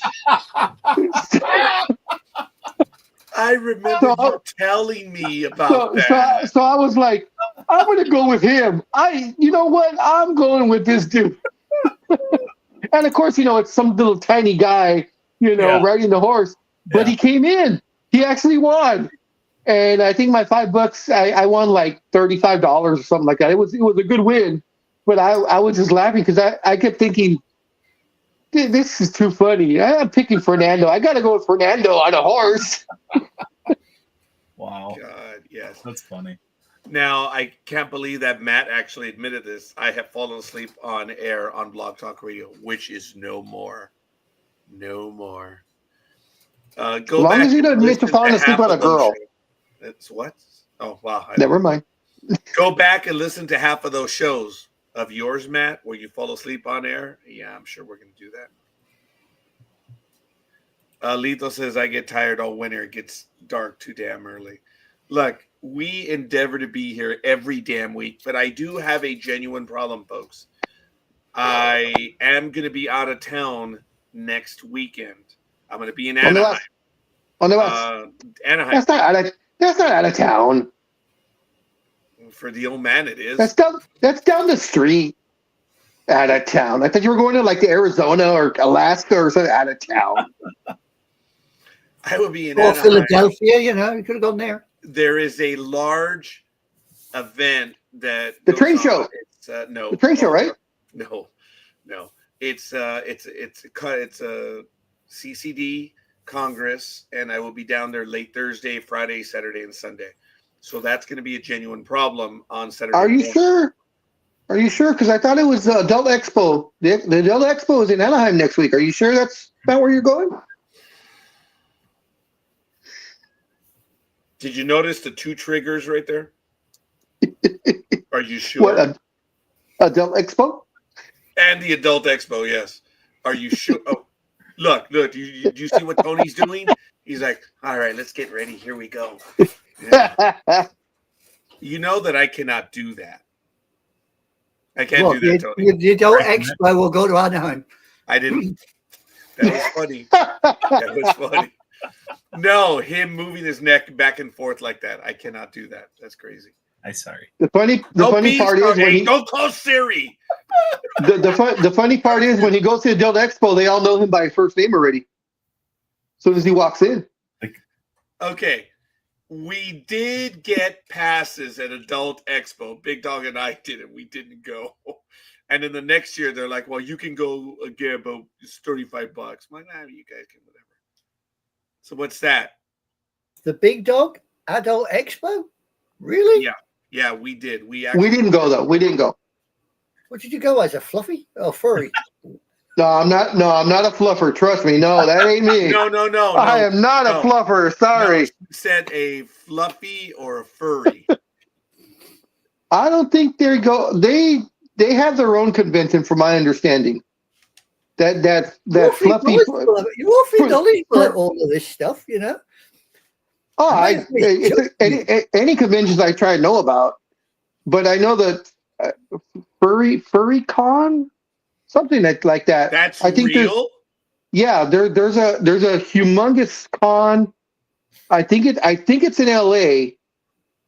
I'm not positive it's LA though, but I know there is a major one. It's either LA or Vegas that they do a furry con. And I'm just like, no, that's not at all. I didn't hear. The funny part is the not adult con, but at San Diego Comic-Con, they have had the adult booths where a lot of the porn stars show up in 2 or 3 booths because they do the adult comics, which is its own genre. So they get porn stars and adult actresses or whatever they are, OnlyFans, whatever. They get them to show up there and they meet and it's so I will stand across from that booth and just people watch because these comic book nerds that have never seen a woman. Tony knows what I'm talking about.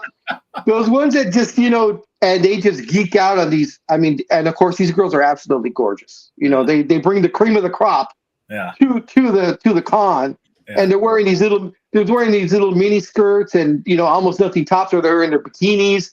And these nerds, these geeks are just, I mean, they're practically drooling. And I'm on the opposite side. I'm laughing my ass off. I'm just laughing. I'm like, come on, guys. I know everybody thinks that's the way we are, but please don't accentuate it. Don't, Make it that obvious. Jeez, come on. Yeah. It's getting uncomfortable. I don't Yeah, know I can only where. I can only watch for like 10 minutes, and then I had to leave because I'm like, no, this is embarrassing. That's awesome. What do you mean you've had your fill after 10 minutes, Big Dog? Yeah. Really? Yeah. Yeah, look, there's only so much you can watch a train wreck for. Yeah, exactly. Look, Damn. after a little while, the novelty wears off. Okay. And then the fact that it's person after person after person. That's just it. You can only see so many, act like absolute fools, Oh, Yeah, it's something I've never been to. It's a con. wow. You would really enjoy it. Awesome. You'd enjoy it. There are kids and adults that go out of their way for these homemade Oh yeah. the cosplay. And I told Big Dog, I think I already bored him, and I probably bored all of you in this story, that when I went to a con right here in Ontario, it was a sci-fi con. And Big Dog and I went. I think Jimo went along as well. And there were these kids. There was everything. Everything was there. But there were these two that did from the Lord of the Rings. One was, I think it was not Galadriel. Yeah, it was Galadriel and the Witch King of Angmar. And they really look cool. And when you kind of went up close, I could see, just because I knew how he had made the mask, the thorny mask, and it was all made out of cardboard. But you had to really look close to see. Otherwise, at first glance, it's like, wow, okay, dude. yeah. Yeah. I mean, look, if you look second glance at those, you can see the imperfections. But looking at it, I was like, wow. And I actually went up to him and told him, I said, dude, impressive costumes. Well done. And they were all homemade. And it's amazing what these people do at home. Do you imagine if they had jobs in Hollywood doing this? I've only been in fancy dress once in public. And there's Okay. photographic evidence of it. I think So I've shown if you can, Pardon? yeah, we won't want to see it. I would love to see it, but I'm not laughing at this comment. Look, Matt Albert, I wish the Transformers Con was closer, but every year they only go to Los Angeles. I'd like to meet Peter Cullen, who we interviewed, and the guy that does the voice of Megatron, who we interviewed. You can find it on Apple, iTunes, and DB Media. All those interviews are still on Apple, iTunes. Right. Okay. Now going to the comment.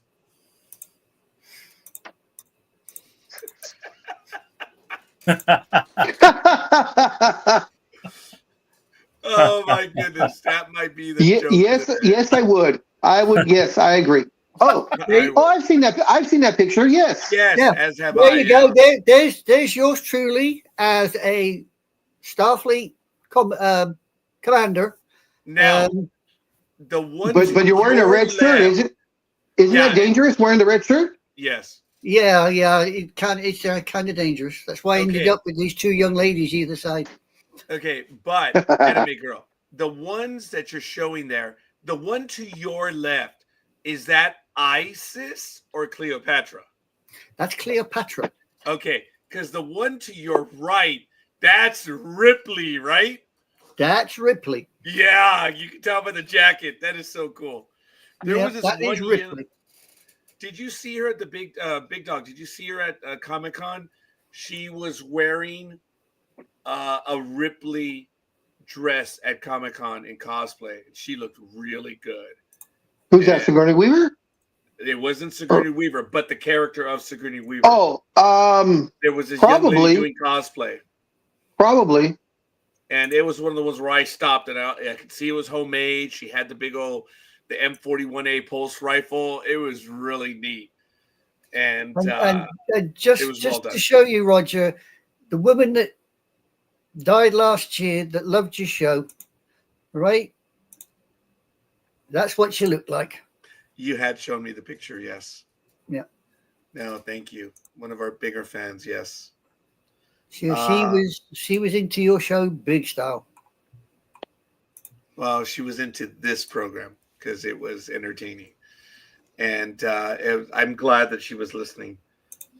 Now, if you guys ever get down here, and I should take Matt there because I did not take him on that freeway.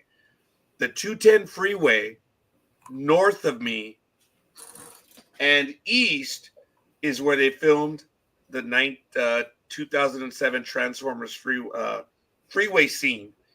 The Foothill Freeway had not opened yet.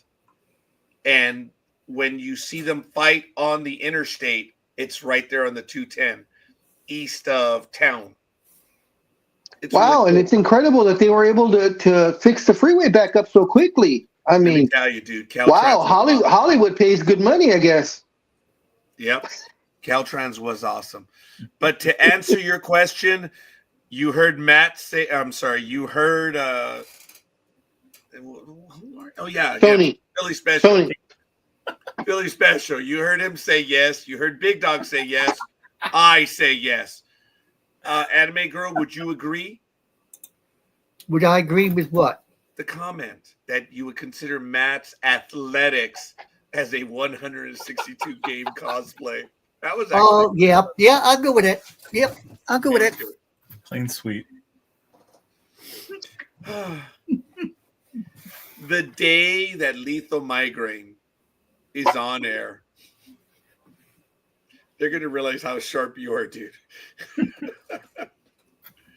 Oh my God. One day. Anyway, oh my God. It's 57 degrees outside. It's 57 degrees inside. Let's see what it is here. I'm about 12 to 15 miles away, and it is 59 degrees. You bastard. And the heater's on, so I have it set at 72. But it says that it's 74 in here. You double dumbass. That's the famous Star Trek 4. We're sitting here at 41. Dumbass. Well, double dumbass. Yeah. Okay, there you go. We're sitting at 41 over on here. Yesterday's news, huh? Wow. Matt, where's the damn chair? If anyone can excel on beating a point to death, in addition to Scorekeeper, it is Sports Talk with the Guys. So Matt fast forwards live TV and he dwells on yesterday's news. Okay. Is that why he fast forwards live TVs? Because it's now become yesterday? Do you want to attack, Matt? We bite back. So it's a balmy 20 degrees here. Folks, we are nearing at least the end of Scorekeeper's time, who's probably going to go run inside and take an old man nap. Because I think I'm going to. I'm going to be dreaming of shoveling snow. It is something that I have thanked the Almighty. Okay. I'm going to thank the Almighty, that one, that I have never shoveled snow. Wow. Well, he is north of you. He's actually northeast of you, but still north of you. Yeah, I've never shoveled snow. Oh, I've shoveled walked in snow. I told you that one place when I was near Denali / McKinley, when I was getting up there, the viewing point was closed. I think you saw that video that one time, right, Philly, a few weeks ago, where I was talking about, there's only about 3 feet of snow. No problem. I'll just hike up there. And the minute I stepped in it. And I think that the bears felt the tremor. They're like, another tourist from Southern California. Just in time. Fresh meat. Yeah. And I tell you, all the animals looked at me that way. Remember that? Tourist. I did that where I stepped in the snow and it looked like it was only 2 feet. No problem. My boots, I'm like, I'm ready to go. Dude, I fell in it. I couldn't even. I was scared instantly. No, because Letho is still talking about the A stuff. I'm not concerned with the team. I'm connected with the Giants. Get it straight. Okay. You sound like Aaron Rodgers. In one interview, he famously said, I don't listen to them. It doesn't get on my nerves. 5 minutes later, don't listen to him. It doesn't get on my nerves. 5 minutes later, it doesn't get on my nerves. Dude, if you mention it 4 times, it is getting under your skin. Well, see, let me correct what he actually meant to say. See, he's actually a Giant Athletics fan. You know? I thought that. Yeah. Really? Really. Go back to See, sleep. that's why when he was in the hospital, he never showed the backside. He never showed the backside of his robe or thing that they had on him because he has that looked like 2 seconds. He has a giant. He has a giant A's logo on the left cheek. So, Matthew, I am sorry. I am sorry, Matthew. And on the right cheek is the baseball. the right cheek is a baseball. So it's A's baseball. That's funny. You do realize, Big Dog, the scorekeeper has just seen the moon. Matt's moon. Well, in his mind. To coin the Transformers movie, I have seen the dark side of the movie. Well, that's almost as bad as my joke when oh shit, he posted on Facebook. He says Matt Alvarez just mentioned you in a comment. That's a good one, Peter Gummo. I'll give you credit for that nice job. Oh my God. That's almost as bad as my joke when I say I have W's on each cheek so that when I do somersaults it says wow mom, wow mom, wow mom. Yeah, that's good. All right, guys. Well, temperature has normalized over here at NDB Media headquarters. We're at a solid 57 degrees. I have to tell you that we're going to have to, if you guys want to go ahead and continue, by all means, I'm done. Actually, I have to get going too, yeah. Yeah. Folks. I got things to do. And I think we're at a good time then. I want to thank everyone for showing up. Thanks, guys. This is the in-between programs, and it still went very well. Yes, we had a slow moment, but it still went well. I want to give thanks to everyone that joined us in the chat room. Matt, Lethal, Gridiron Girl, Lukey's, and the other young lady that was in there. I forget, Chloe. And, of course, to my co-host, Anime Girl, Big Dog, and Philly Special. I hope Gridiron Girl. Spend it well. Oh, I did not say Gridiron Girl? Must have been I this don't think so. carrier thing. Sorry. I lost my place.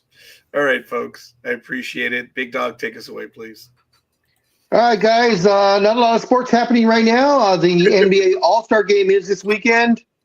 You can enjoy that, but of course, guys, be careful out there. A lot of severe weather in the Midwest and the East.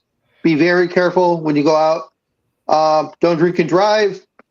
If you decide to drink, call a friend, call an Uber, call the Lyft, call Roger if you're in SoCal. He'll pick you up and take you. Other than that, be safe, everyone. Bye.